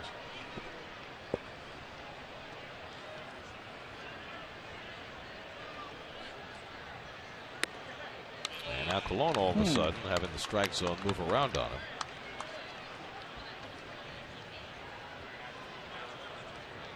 You got Ryan Howard on deck, so if Utley gets on, all of a sudden this game could change in a flash. There's Dana Evelyn getting his jacket off. Just arrived yesterday from Las Vegas. Lefty who might make his Mets debut tonight. Smacked into right field, a base hit for Utley. Hernandez will go to third, and Utley heads for second with a double. 23rd double of the year for Chase Utley. That leads the National League, and the Phillies all of a sudden poised to fight back. Second and third, nobody out. Well, this is what we're used to seeing with Chase Utley. Change up on that 2-0 pitch, but he's able to stay back and launch it into right field for a double.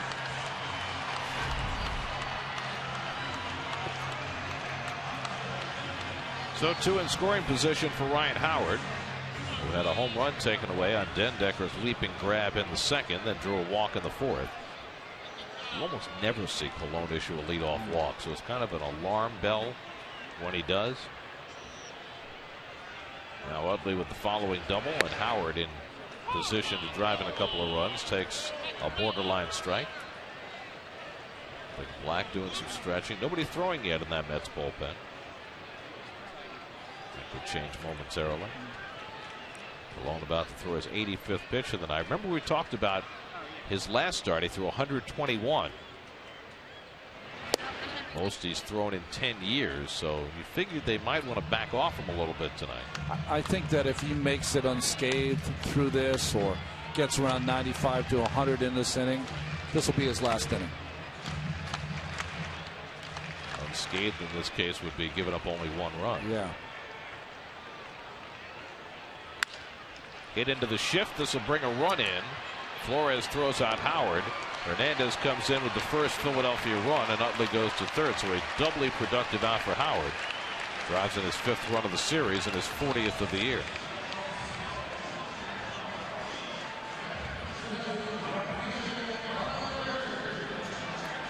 So now the Phillies with a chance to cash another, with Utley at third and one out, and Bird coming up.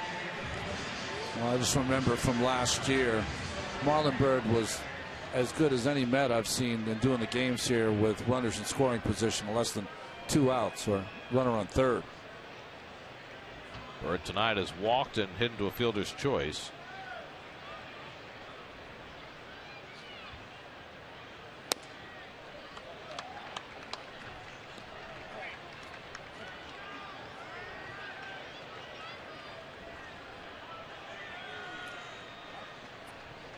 Carlos Ruiz waits on deck.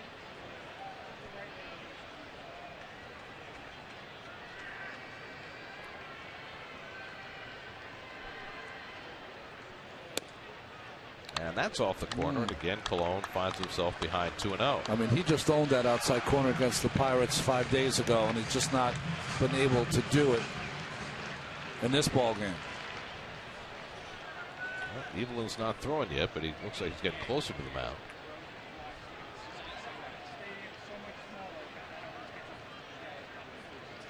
Here's the 2-0, and Bird lands one into center field. On comes Dendecker to make the catch, and Utley didn't tag.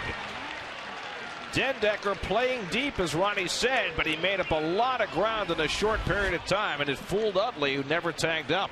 Well, Marlon hit that right on the screws, and I don't know if Utley could have tagged on this ball and came in because of Dendecker's arm, but he had to be standing on third trying to tag, and he was not. He was off the base 10, 12 feet, tried to go back at the last minute and could not. So you're saying that's not necessarily a run save for Dendecker. So he's got 2.5 runs saved? 2.5. He's had himself quite a night. Now Ruiz with 2 out and a runner at third. He's 0 for 2. 2 ground balls. And he takes a strike. Phillies have played some sloppy baseball, some sloppy base running in this entire series, because in a 5-game series you get to really see who's playing, who's not playing, and why they're at the bottom of the division. There's a reason. Here's a great stat on Colon and the way he manages innings. Cesar Hernandez just scored a run. It was only the second time this year that a batter led off an inning, got on base, and scored a run against Cologne. Wow.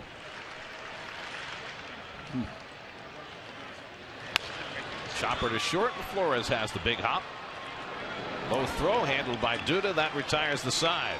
So Cologne limits the damage with help from Dendecker and gives up just one. 5-1 Mets after 6.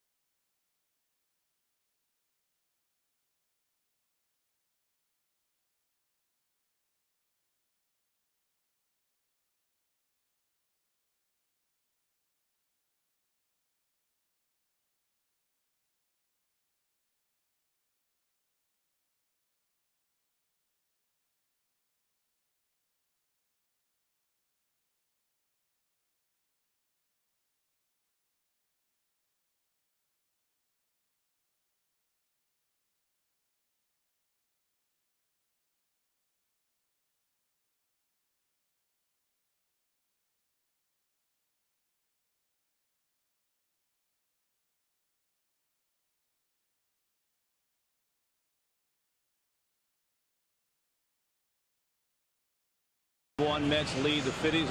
50-cent Phillies, same thing to me, I guess. 5-1 Mets over the Phillies here at Citizens Bank Park in Philadelphia on a gorgeous night. Top 7 we go. After this, Mets get on the plane. They head to Chicago. 3 night games. Just a heinous scheduling snafu at Wrigley, by the way. And those Cubs, what about those Cubs? Well, they have the worst record in Major League Baseball, just 20-34. They absolutely cannot score. They are last in the league in hits. They strike out every 4.3 plate appearances. You get the idea. But there are a couple of great things. We know certainly about Samardzija, who's having a great year. Jason Hamill very quietly having a great year. And so is their young 24-year-old star Anthony Rizzo at first base. He's got 10 home runs. And maybe most notably, guys, his on-base percentage this year is at .395. That's 10th in Major League Baseball. It's pretty impressive, especially considering the jump that he's made. Last year, he was around .320 at this time. His career on-base percentage is .331. He's made a huge improvement, especially considering around him in that lineup, not a lot of protection. So Rizzo is really having a terrific star season at age 24. Gary and Ron. Well, the one thing I'd say about that is the reason his on-base percentage is so high is because who wants to pitch to him? Yeah. There's not one other bat in that lineup that scares you. Kevin, is there a dent in that chair? Isn't that the Lucas Duda seat?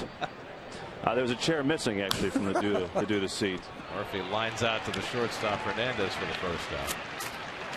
Well, I mean, Kevin mentioned 3 guys, and the Mets will miss 2 of them in the series. Samardzija's not pitching. Hamill's not pitching. That's right. Hamill's got 6 wins. Samardzija is although he had a tough start his last start, the toughest luck pitcher in baseball. And we were talking about David Price before. He's a guy that might be on his way. Now, as far as the Cubs are concerned, they have basically stripped it down, rebuilt their farm system, and they've got some of the best prospects in baseball, position player prospects, on their way. Javier Baez, who's been playing shortstop in the minors, don't know whether he's going to play short or second in the big leagues, struggled in April, had a great May. He's right on the cusp of getting there. Chris Bryant, who was their first-round draft pick a couple of years ago, is tearing it up. 19 home runs in Double-A. He'll be up, you have to figure, before the end of the year. And Jorge Soler is the other one, an outfielder who's been hurt lately, but also considered one of the best prospects in baseball. That's Felipe Almada up in the bullpen. So, you know, with Theo Epstein running the show there, they have seemingly gone about it the right way. The problem that they have, at least this is what has been expressed publicly, is that they have diverted revenue from the baseball side as David Wright floats one out into right center, falling fast, and Bird will have to play it on the hop. And David has his second hit of the night. They're supposed to be renovating Wrigley Field, and the renovations are supposed to generate more revenue down the road that'll enable the Cubs to be more competitive. But that hasn't happened yet because they've had all sorts of delays in getting those renovations started. Well, they're dealing with the rooftop people there and how to compensate or not compensate them. They've got to deal with the city politics that are always very difficult in Chicago, or challenging is probably the word. Well, it's also an election year there, so that doesn't help. I was watching the back and forth. When Wright got to first base, he just stared at Bird, and Bird stared at him because he had robbed Wright 2 times in this series already. Yeah, once going to his left, once going to his right. Not that time. Anderson lays off a ball and a strike. You know, Gary, you were talking about Baez.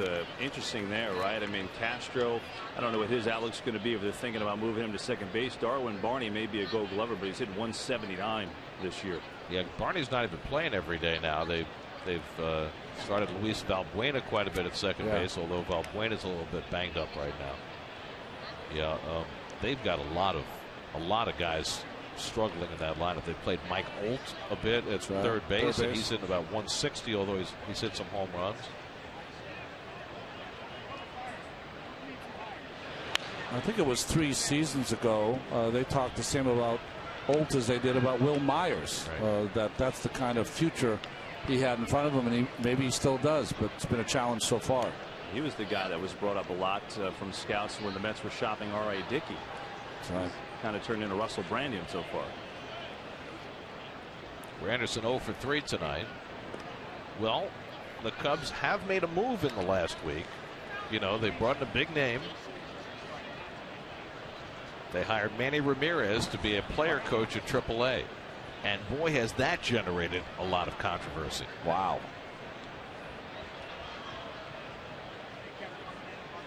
Wright runs.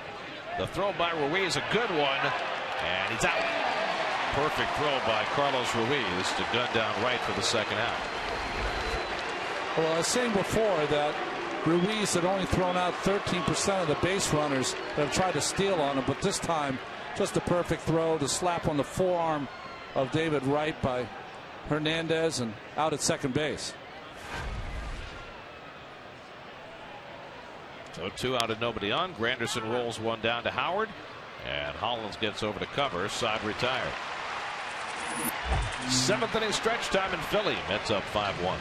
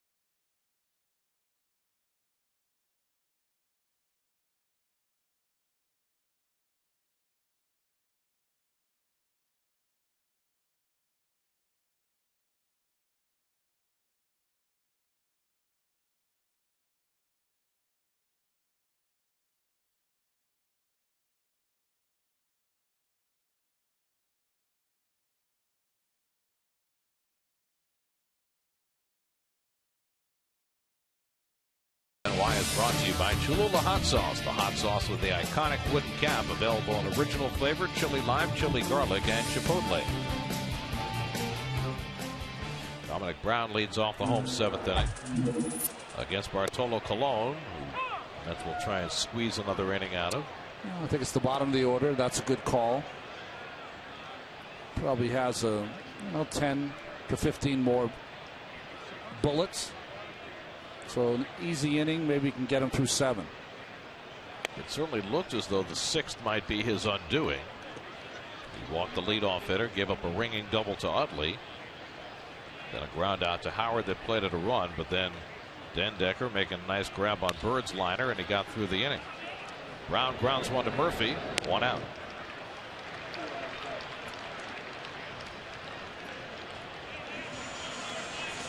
All these outs that he gets puts the Mets bullpen closer and closer to being back where they were before all these extra inning games. Well, the newest member of that Mets bullpen, Dana Eveland, has begun to loosen up. You'd love to be able to stay away from your primetime relievers in this game if you could. Well, if Colon can get through the bottom of the order here, then you can start Eveland in the 8th because of left-handed Revere. Left-handed Utley, left-handed Howard. Reed Brignac is 2 for 2 today. Single to center, single to right. And he lifts this one foul. Tony Gwynn Jr. has come out on deck to be a pinch hitter after Mario Hollins gave them an extended outing, an inning and 2/3, 35 pitches, pitching the 4th day out of 5. Yeah. But it really gives you an idea how stretched these bullpens are. Cesar Jimenez up in the bullpen for the Phillies. He was just called up yesterday and got in the game. And ready to go again. Good swing by Brignac, 0-2. When the Phillies scored in the 6th inning, it stopped a scoreless streak for Colon that had reached 16 in the 3rd inning. But big news was he was able to limit the damage to just the 1 run. 0-2 coming to Brignac. On the inside corner, got him looking. 4th strikeout for Colon, 2 out of the inning. New York Mets baseball on SNY is brought to you by State Farm. Today's State Farm agent of the game is Pat Cawley of Glendale.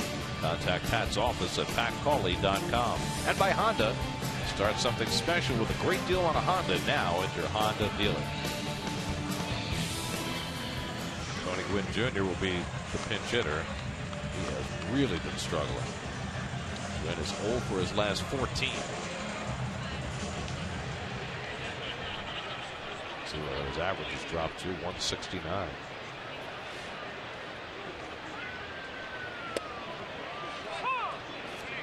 I love that Tony wears number 19. You know, a lot of kids might run away from their father's legacy, but he wears his dad's Hall of Fame number on his back. Proudly. Should wear it proudly. I'm sure he does.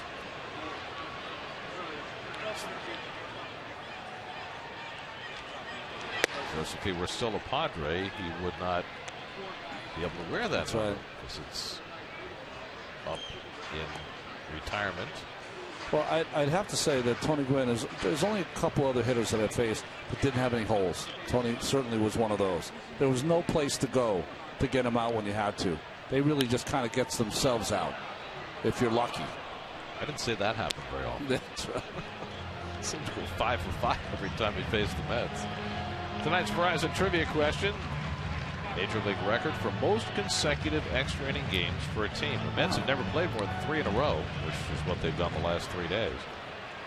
So what team has the record for the most consecutive games that have gone extra innings? 1-2 to Gwynn. Just missed. How about this? First inning, Colon was thrown 88, 89 tops. His last inning of work, maybe his last batter, he's thrown 93. The hardest pitch he's thrown all day long. Might as well empty the tank. 2-2. What was it that Dr. Andrews said the other day? The key to avoiding elbow injuries is to not throw your hardest all the time. That's right. Makes total sense to me, but that's not the the way everyone's being taught. I think the radar gun has something to do with that. Well, at 41 years old, Bartolo Colon is older than the radar gun. Strike 3 call. Fabulous finish for Colon. Back-to-back strikeouts, perhaps to end his night. 7 in the books in Philly. Mets up 5-1.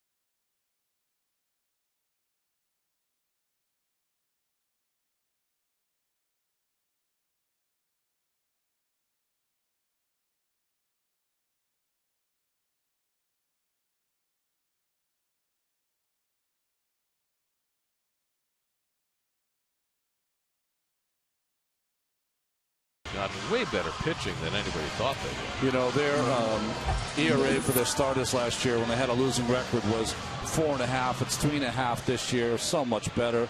Willie Peralta's been good. Kyle Loesch threw a shutout yesterday. Matt Garza has been a good pickup. And Gallardo, who's their ace, hasn't pitched as well as he might down the road. And he usually is a slow starter, so. Bobby Abreu will lead off against the new Philly pitcher Cesar Jimenez, who made his season debut yesterday with a scoreless inning. And right back out there tonight. Abreu's been on base twice, scored 2 runs, a walk and a double.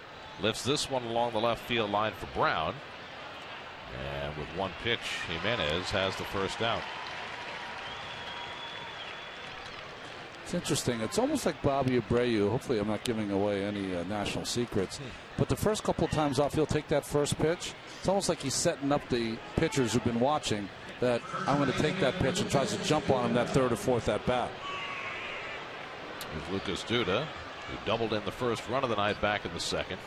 Since then has grounded out and reached on an error. See, the stat guys were listening to you. I know. I wish he wouldn't.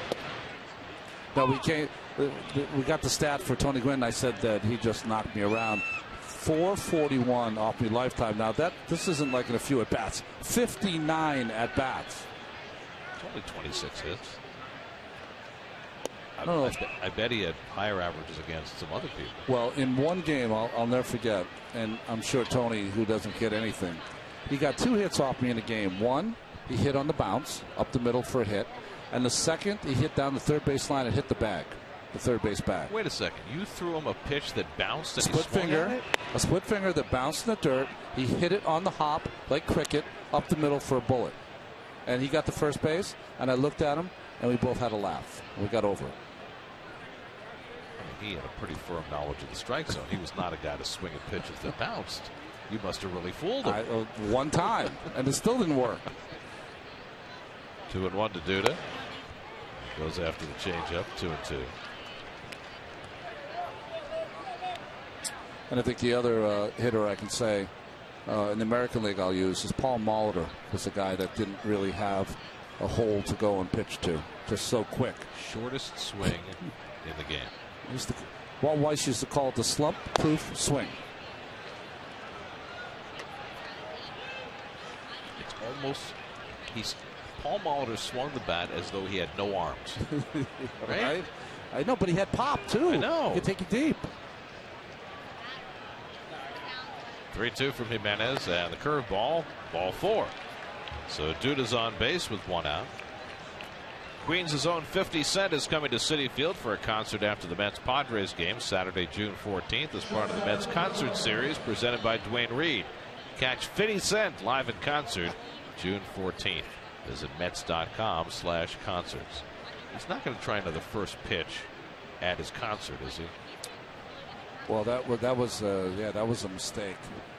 But I was just wondering, usually when the concerts happen, we had just, we've worked the game, and it's rare that we can leave and not get in any traffic, so we usually leave. But I'm thinking I got to stay around for a couple of songs, right? Yeah. I'll leave that up to you. Yes, I'm going to.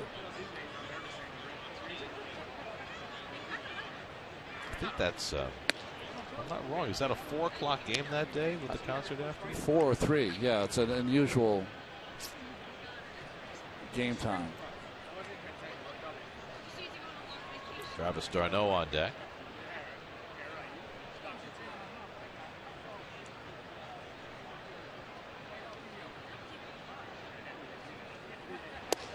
Now, the research department has gone to work and found a couple of numbers that might make you feel better about the Tony Gwynn .441 average against you. Okay. Among pitchers against whom Gwynn had at least 20 at bats, the highest batting average he went for was against Jeff Parrott. He hit .579 against Jeff Parrott, and against Jeff Brantley, Cowboy, the closer, .571. Wow. So you shouldn't feel. I feel much better now.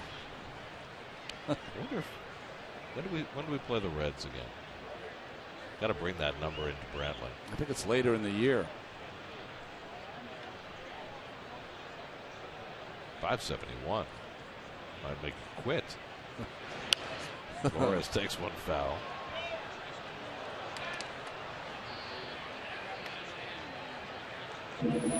Your Chrysler Mets box score: David Wright a 2-run double, Wilmer Flores a 2-run double. Not pictured there. 2.5 runs saved for Matt Dendecker in the field. Is that a stat? 2.5 runs saved. There's a stat for everything else. They might as well start it. Flores tries to hold, and he stopped it in time. Full count.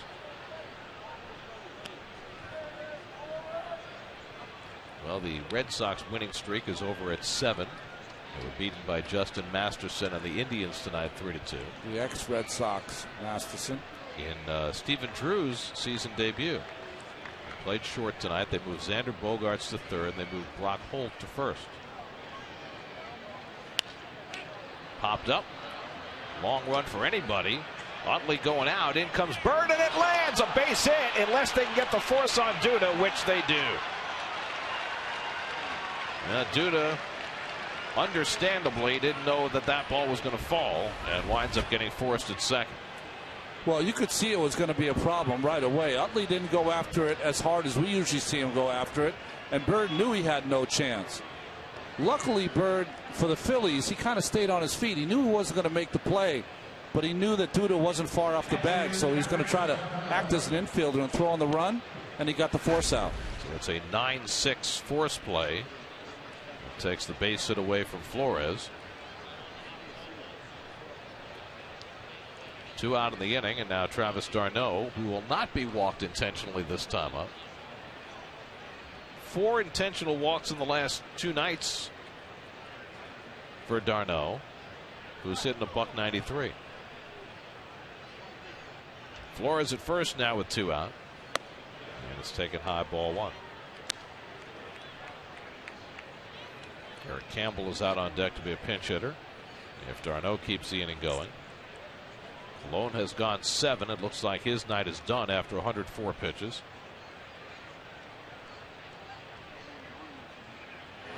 And d'Arnaud grounds one right at Hernandez, and that retires the side. So a scoreless inning for Cesar Jimenez. We go to the bottom of the 8th, 5-1 New York.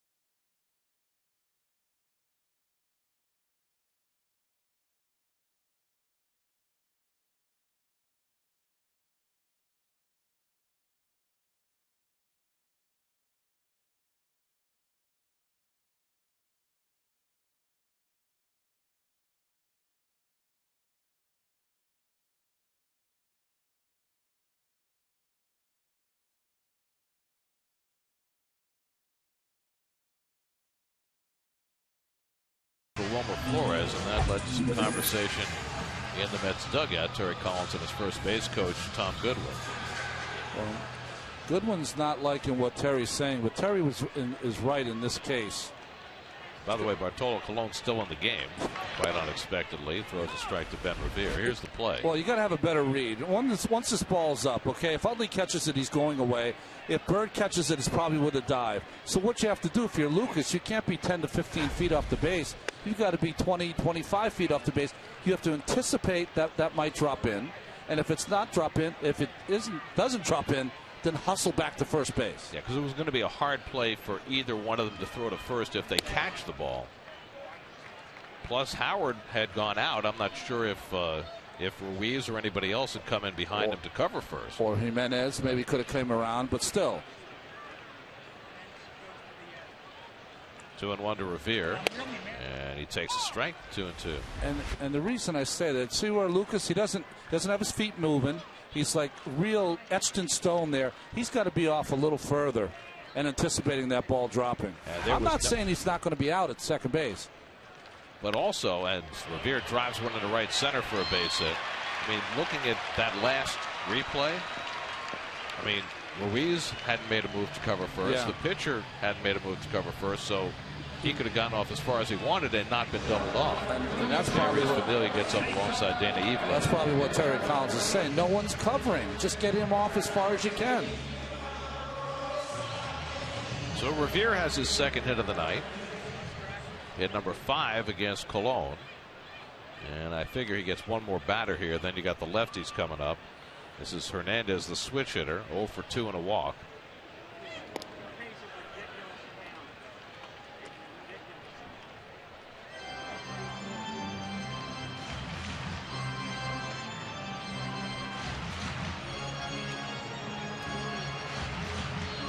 By the way, you can't get picked off when you're 4 runs down in the 8th. He was trying to pick him off. Oh, I meant from Revere's standpoint. I don't care how good a base runner you are. Line the other way, and Hernandez has a base hit. So now the Phillies have a couple of men on to start the 8th. that's going to be all for Bartolo Colon.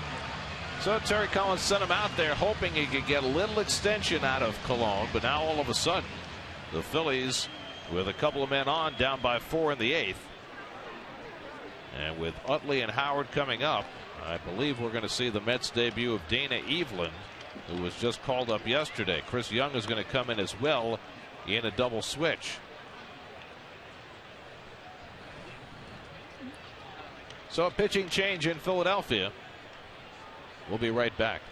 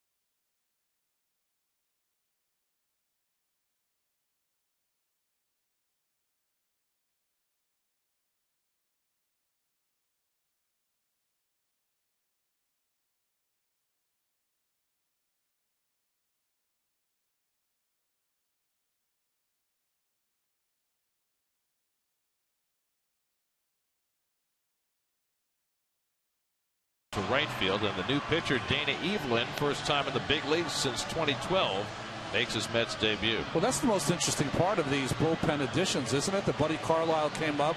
He hasn't been in the big leagues since 2011, 2012 for Dana Evelyn, who was starting and relieving in Las Vegas. And he's really done that his whole career. Evelyn's been with 7 different teams. The Mets are his 8th. Milwaukee, Arizona, Oakland, Toronto, Pittsburgh, the Dodgers, and the Orioles 2 years ago. So he'll come in to face Utley with 2 men on. Evelyn, not a real hard thrower. He'll throw it up about 89 miles an hour. He's got about half a dozen different pitches. Saw him a little during spring training, and he was effective after the Mets signed him. Utley 1 for 3, doubled his last time up.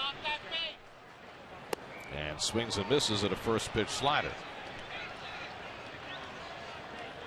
Utley 1 for 5 in his career against Evelyn. And Colon, another terrific outing tonight. Maybe stayed at the inn a bit too long, facing 2 batters in the 8th. And now Evelyn will try and bail him out. Ryan Howard on deck, so this is an enormous batter. And Utley takes the breaking ball wide, 1-1.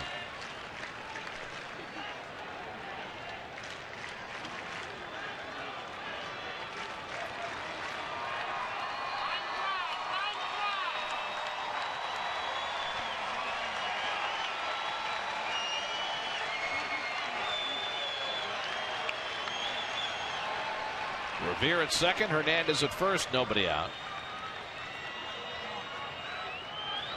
And Utley fouls him back.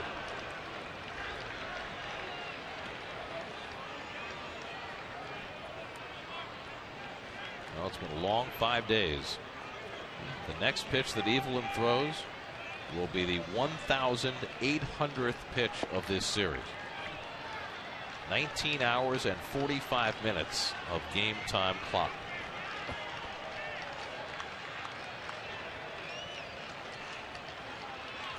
1-2. 2 balls, 2 strikes. Jake Diekman up in the Philly bullpen.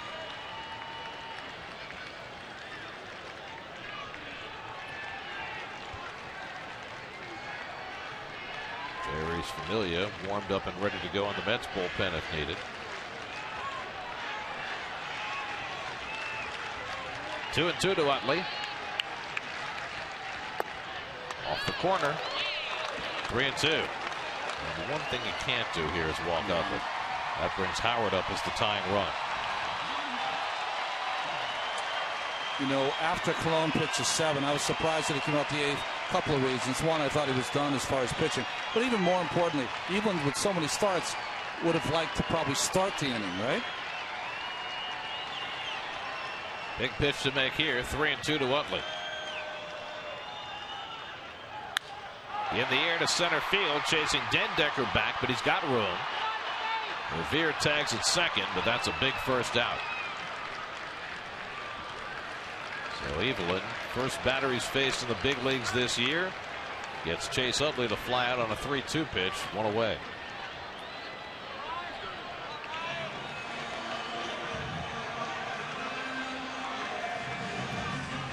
Now it's Howard, who has seen Evelyn before and liked what he's seen. 3 for 5 with a home run against him. Tonight, Howard hit one over the center field fence his first time up, and Matt Dendecker brought it back with a brilliant catch. Since then, he's walked and grounded out to drive in the only Philly run. And Wright is going to play far off the line at third, which allows Revere to take as big a lead as he wants. If he chooses to, because he hasn't chosen to in some of the earlier games, but he's doing it this time. Plus, with the left-handed pitcher who's got his back to him.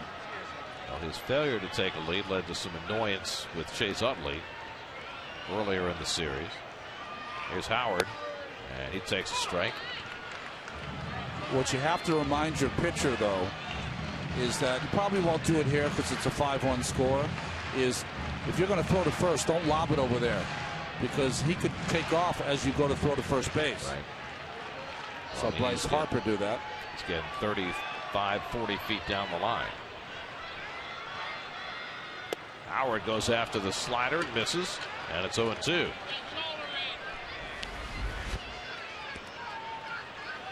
Well, we've seen a good slider so far from Evelyn, who starts that in the middle of the plate. By the time it ends up in Darno's glove, it's off the plate. Well, with Wright all the way over near second, Revere getting a huge lead now. 0-2 to Howard, and he just got a piece of that one. That one caught Darno on the forearm. Watch the foul tip. Just right off that left forearm.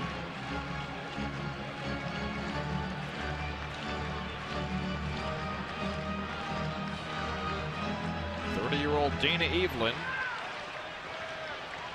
out of College of the Canyons, working on Ryan Howard. Struck him out. Evelyn comes upstairs with the fastball. He's seen the scouting reports. 2 out in the inning. After all those sliders, fastball up in the strike zone. Good pitching by Evelyn. Well, Dana Evelyn, much like Buddy Carlisle the other day, comes into a tight spot and gives the Mets exactly what they asked for. He gets 2 huge outs, and he'll hand it off to Jerry's Familia with 2 out and 2 on.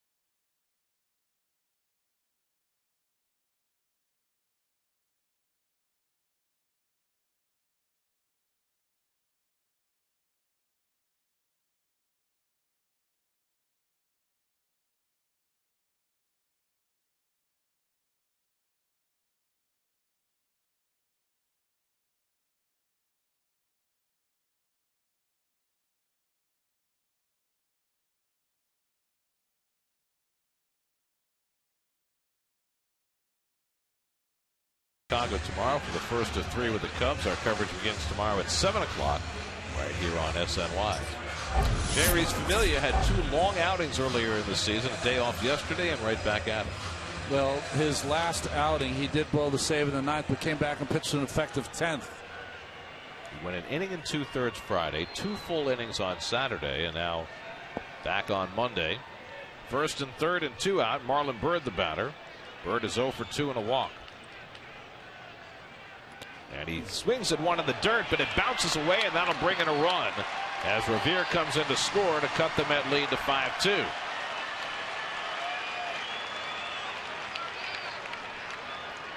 So a wild pitch on the first pitch thrown by Familia. Well, this is the easiest wild pitch to ever call. I mean, Byrd swung at the pitch, and the ball hit before it got to even the batter's box. David Wright came in from 3rd to confirm with the home plate umpire it was a strike. And now he's informing the scoreboard, which has it wrong, as we do on our graphic. So change that to an 0-1. See? Did you see the lights change? We're quick. We are good. Quicker than the scoreboard. Scoreboard hasn't changed yet. Still says 1-0. So now Familia needs to bear down after bouncing the first one.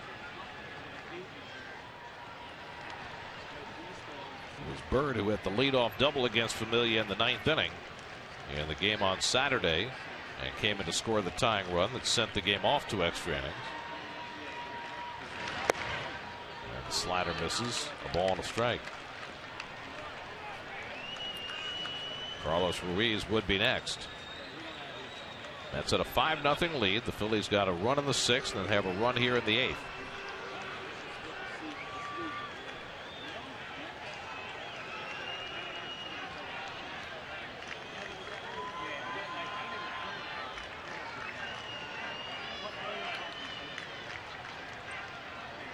Coming to Byrd, and he drives one to left field, but that's playable for Chris Young, and the inning is over. So Familia gets the fly ball after throwing a wild pitch. 5-2 New York as we go to the 9th.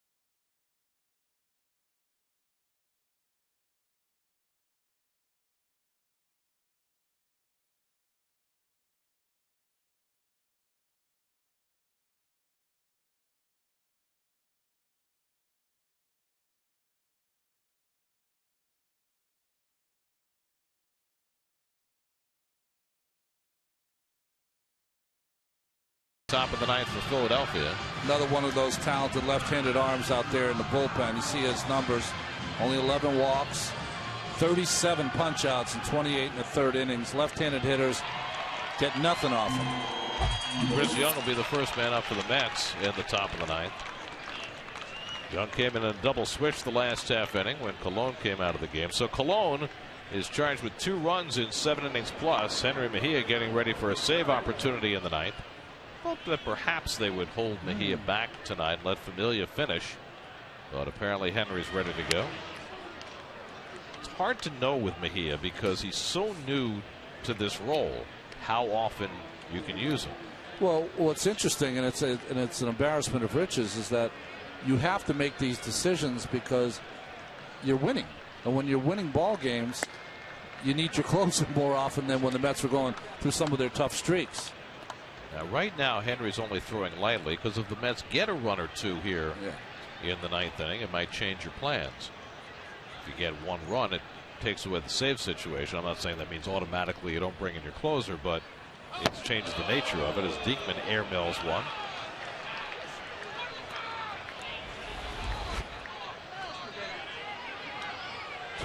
I mean, almost took out the mascot. It's like Nuke LaLoosh.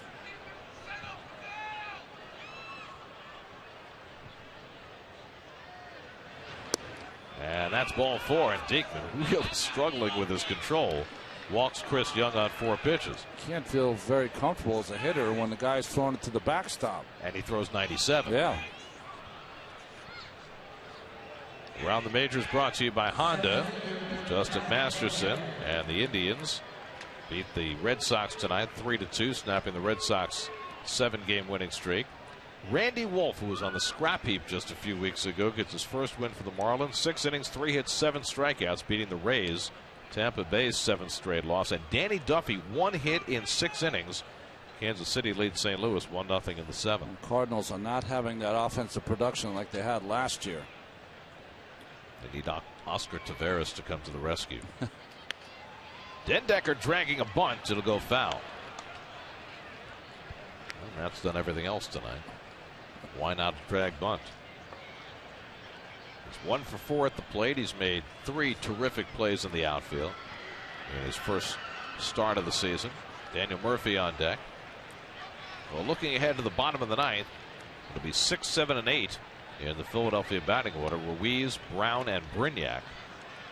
Remember, they have Jimmy Rollins sitting in the dugout as a possible pinch hitter.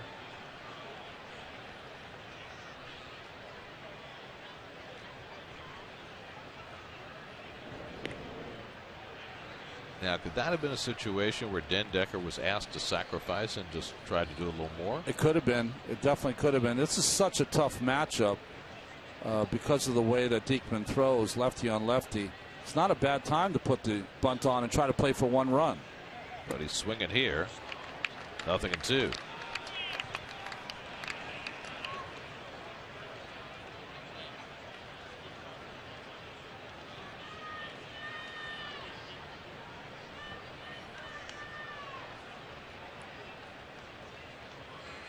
Now the 0-2 from Diekman, and that's on the outside corner. Dendecker caught looking for the first out. Against left-handers, Diekman's almost an overmatch. He's got ability to throw that slider and that fastball 96 plus on the outside corner. So 1 out and 1 on. Now Murphy is 1 for 4. Singled and scored back in the 6th. Mets got a run in the 2nd. Then they put up 4 runs in the 6th against Roberto Hernandez to build a 5-0 lead. Phillies able to scratch back with a run in the 6th and a run in the 8th. But the Mets with a chance to win 4 games in this series. They have not done that on the road in a 5-game series since 1986. That would make them in the dirt there from the left-hander Diekman to Howard. That would make them 9-1 in their last 10 games here at Citizens Bank Park. Yep. Here's another quirky thing. Okay. The Mets have already won this series, whether they win today or not. They have won each of their last 5 5-game series. Now, they don't happen very often, but they've won this one. They had one in Atlanta last year. They took 3 out of 5. They had one in 2011 against the Marlins at home that they won 4 out of 5. 2004 they had one against the Braves. They took 3 of 5. Cracked into center field. A base hit for Murphy. Young will go first to third against Revere's weak arm. And the Mets have runners at the corners with 1 out, and David Wright coming up as they look to tack on here in the 9th. Now that's an impressive at bat by Daniel Murphy against Diekman. He might be rounding into form, getting hot again. Why not? He's going to Wrigley Field. Good swing there by Murph. Murph lights up at lefties. He's hitting over 330 against them this year. Anyway, the last time the Mets lost a series of 5 games, 1993. Weren't very good then, were you? No. Lost 3 of 5 to the Dodgers in July of '93. So they don't come up often, but the Mets have done well with them in the last 20 years. So now Wright, who's 2 for 4 tonight on a 2-run double that would certainly stand as the biggest hit in this game, turned a 1-0 game into a 3-0 game. That was in the 6th. And he jumps back from Diekman's slider. Ball 1.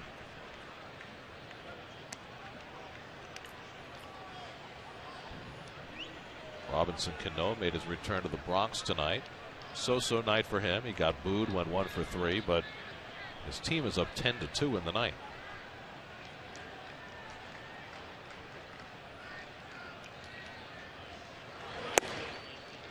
Two and 0 now to Wright. Mets will be going to Seattle after the All-Star break.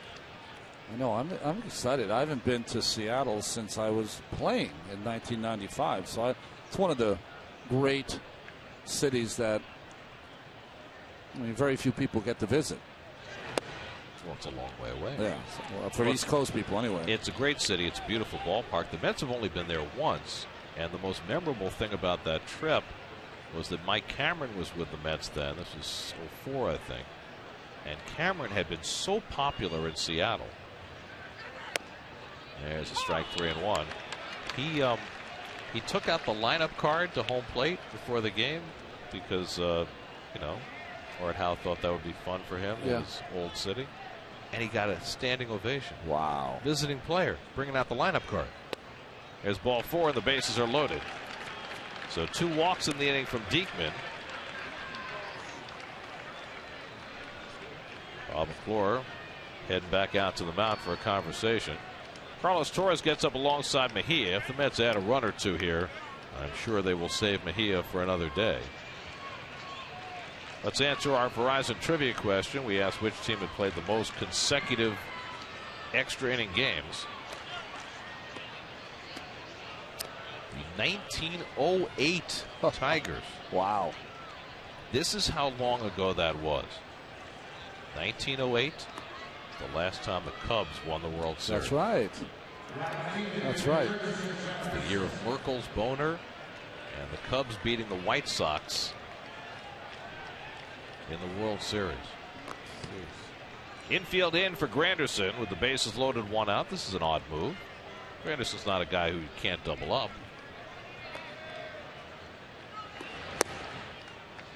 I guess they think lefty-lefty matchup that Granderson's not going to get a lot on the ball. I don't know. We've seen some strange moves this entire series. I mean, I could understand this with nobody out, but with 1 out, it doesn't seem exactly right. And he hits one right through the drawn-in infield for a base hit. Young scores. Here comes Murphy. The throw to the plate not in time. 2-run score on the base hit by Granderson, and the Mets tack on in the 9th and lead 7-2. Well, a strange move by Ryan Sandberg backfires, and Granderson drives in a pair.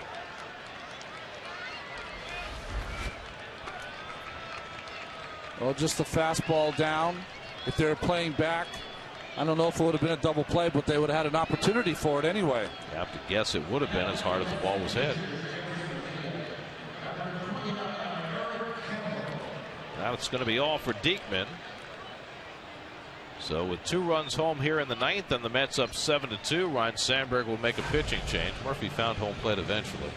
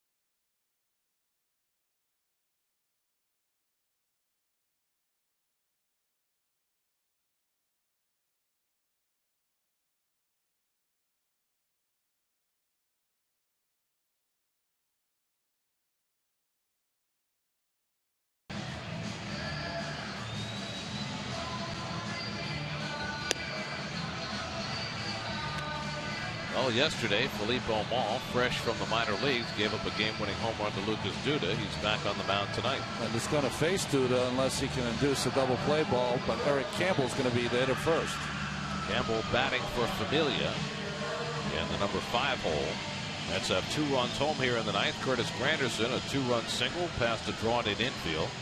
Right now at third, and Granderson at first. Mets now with a 5-run lead, and Henry Mejia has sat down in the Mets bullpen.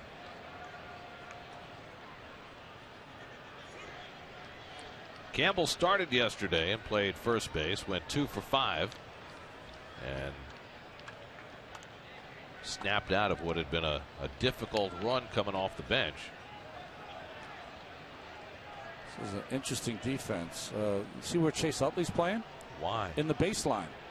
Again, it's a double play situation. Why does he just get back? First and third and 1 out. I just don't understand the way Sandberg has been playing his defense in this inning. Or if Utley is doing this on his own, but it doesn't make any sense. Campbell doesn't, he runs all right, but he's a double play guy. I'll tell you, Rhino never played in that position when he played. It's almost as though Sandberg's playing like it's nobody out. 2-0 now to Campbell with Duda on deck. And he's already had 1 ball that would have been a double play go for 2 runs. This inning could have been over had he played his infield back. Carlos Torres looks like he's going to pitch the bottom of the ninth now with a bigger lead. 2-0 now to Campbell. And 3-0. Philippe Aumont has had several trials with the Phillies. Looked great first 2 hitters he faced yesterday. Came into the 11th inning. Then he walked d'Arnaud and gave up the bomb to Duda. That was the difference in the game.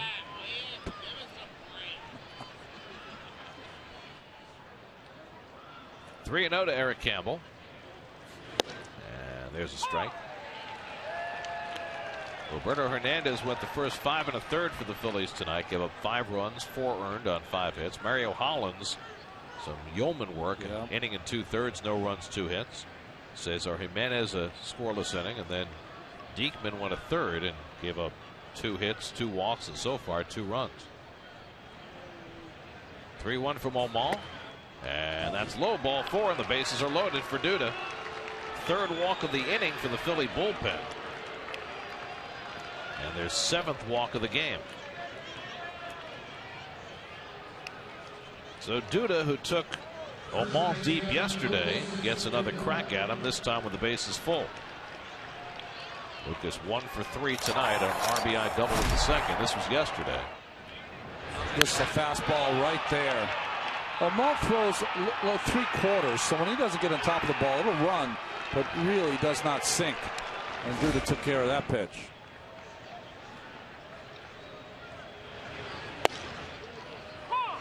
Breaking ball strike.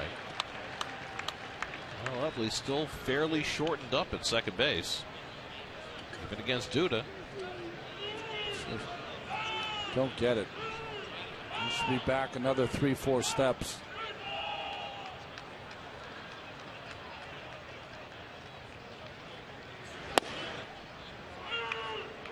Ball and a strike to Lucas.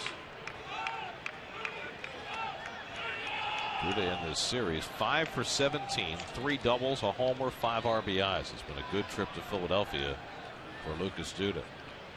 Wilmer Flores on deck.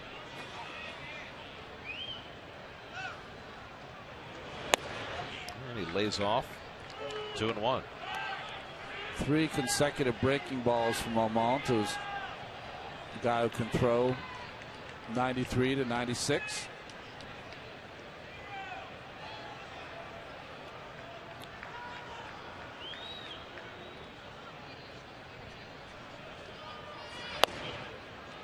There's a fastball for a strike, 2-2.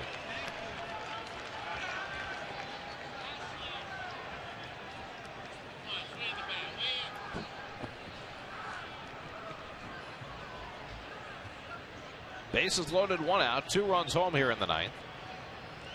2-2 coming to Duda. Ball 3.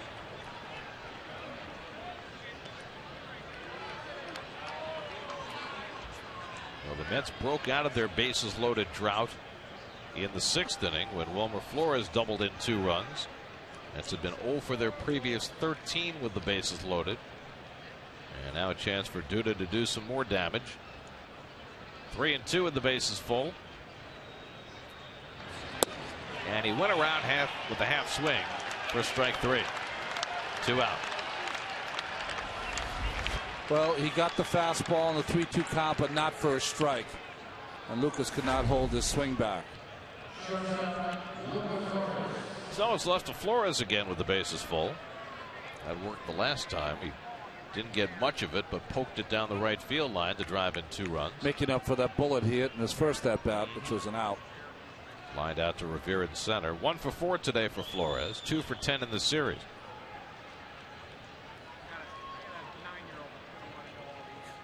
And Wilmer takes ball 1. Flores, the 8th man to bat in the inning. The Mets have already had a 10-batter inning. That was in the 6th when they scored 4 runs. Travis d'Arnaud would be next.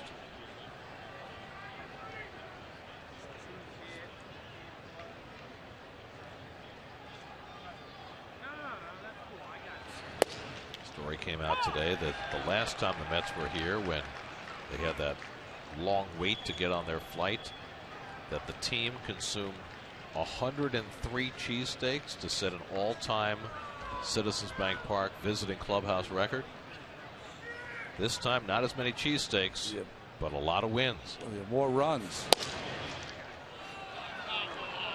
I was wondering if they ordered from one of the famous places to bring in the sandwiches, but they make them to order here. So in the clubhouse, they just keep making them and they keep eating them.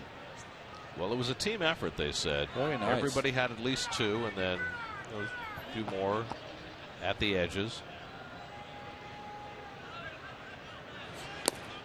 Backhanded by Ruiz, but now it's 3-1 to Flores. Well, the bullpen catchers, Eric Langell and Dave Raccanello, they can eat as many cheesesteaks as they want. Well, Rack said the next day, when he woke up, his face was so swollen from all the sodium. Yeah, but Rack will get on the treadmill and run 20 miles. Yeah, he's fine. 3-1 to Flores with the bases full. And he cracks it to deep left field. Forget it. That is long gone. A grand slam for Wilmer Flores, putting the icing on the cake. First home run of the year for Flores. He has a 6 RBI night, and the Mets lead 11-2.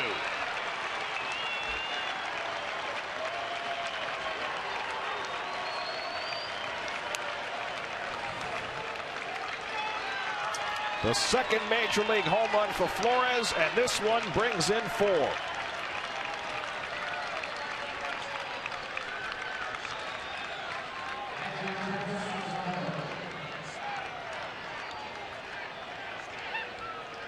Two new additions to the lineup for this evening's game: Matt Dendecker and Wilmer Flores. When this night began, Wilmer Flores had 1 RBI this season. Now he's got 7. I mean, you can see it coming.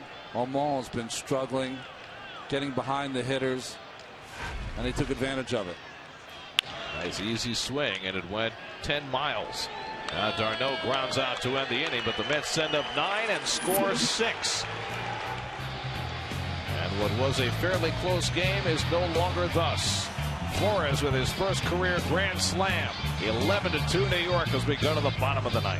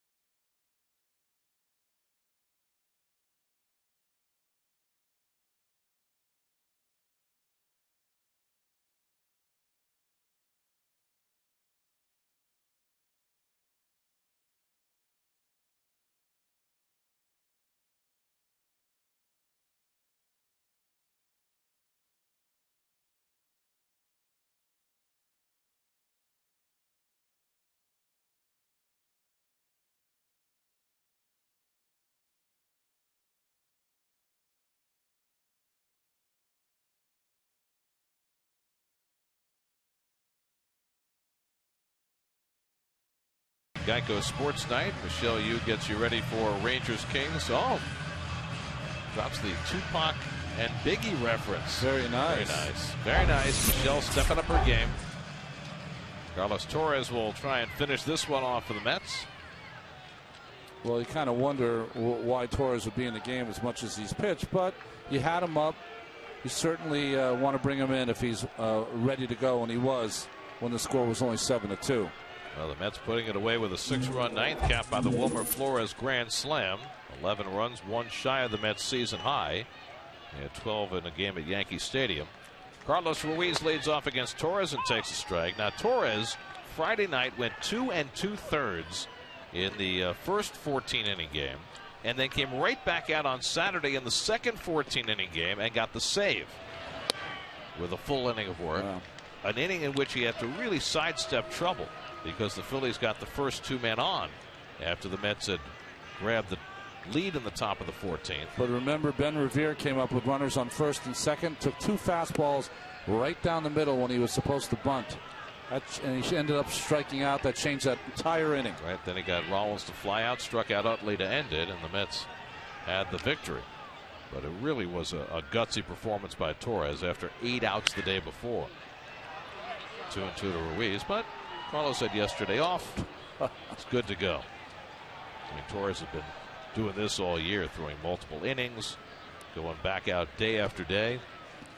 This is his 30th appearance, which ties him with Brad Ziegler of the Diamondbacks for the most in the league. But Ziegler, he'll come in for a batter or two at a time.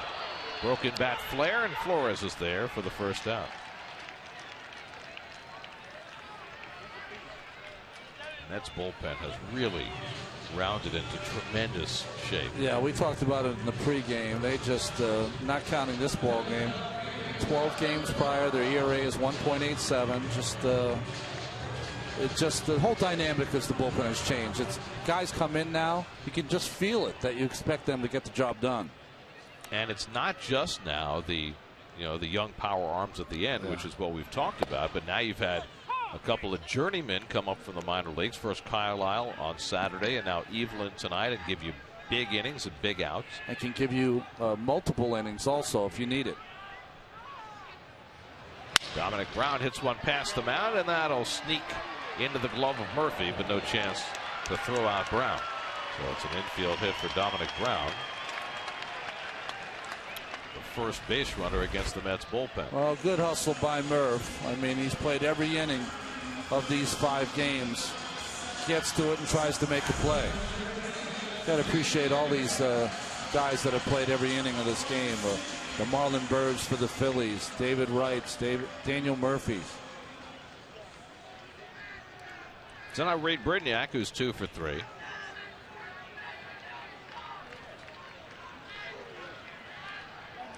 Mets 11 runs and 10 hits. The Phillies 2 runs and 7 hits. And you go back to the 6th inning when the Mets were up 5-1, and Phillies had second and third and nobody out, and it looked like they were poised to jump right back into this game, and Colon did his best work, allowed just 1 run. That was huge. I thought the Wilmer Flores hit with the bases loaded was huge because they've just been so bad with the bases loaded. I mean, well, now they've found the solution. Yes, they have. Flores, twice now. Flores has got to be up. Double, grand slam. That's your bases loaded guy. He's your Pat Talbot. There you go. Your Robin Ventura. Your Eddie Murray. Ventura, Murray. All great bases loaded hitters in their careers. Is there a guy now? I don't. Well, he's not playing. Well, Alex Rodriguez. Alex Rodriguez. 23. Was it 24 grand slams now? But does he have a particularly high average with the bases loaded as well? I don't know about that. I don't know if it's in Tabler's territory. Of course, I mean, Tabler was like close to 500 in his career. That's right. The great one, Lou Gehrig. I think it's the anniversary of his speech at Yankee Stadium, in fact, today. He was the first great known guy with the bases loaded. Oh, Willie McCovey was good with the bases loaded, right? Slap to third, right retreats. force at second. Murphy with a turn, double play, and the ball game is over. The Mets complete the longest road series in their history, 5 days in one town. They wind up playing 57 innings over the 5 days, and they win 4 out of 5. Today in dominating fashion, Matt Dendecker with the defense. Bartolo Colon, another fine pitching performance. Wilmer Flores with 6 RBIs. And the Mets overwhelmed the Phillies 11-2. Well, maybe this is going to be the time, as Terry Collins says goodbye to the umpires. They've gotten to know everything about them, that they make their move. Only 8 home games in June. They played well on the road. They've scored a lot of runs on the road. And this might be their time to make a run. 1,856 pitches, 20 hours and 36 minutes of game time. But the bottom line for Terry Collins, 4 wins in 5 games here in Philadelphia to get them within a game of 500 for the season. Game summary: Bartolo Colon evens his record at 5-5 with 7 strong innings. Wilmer Flores, who had 1 RBI all season, had 6 of them today. And Matt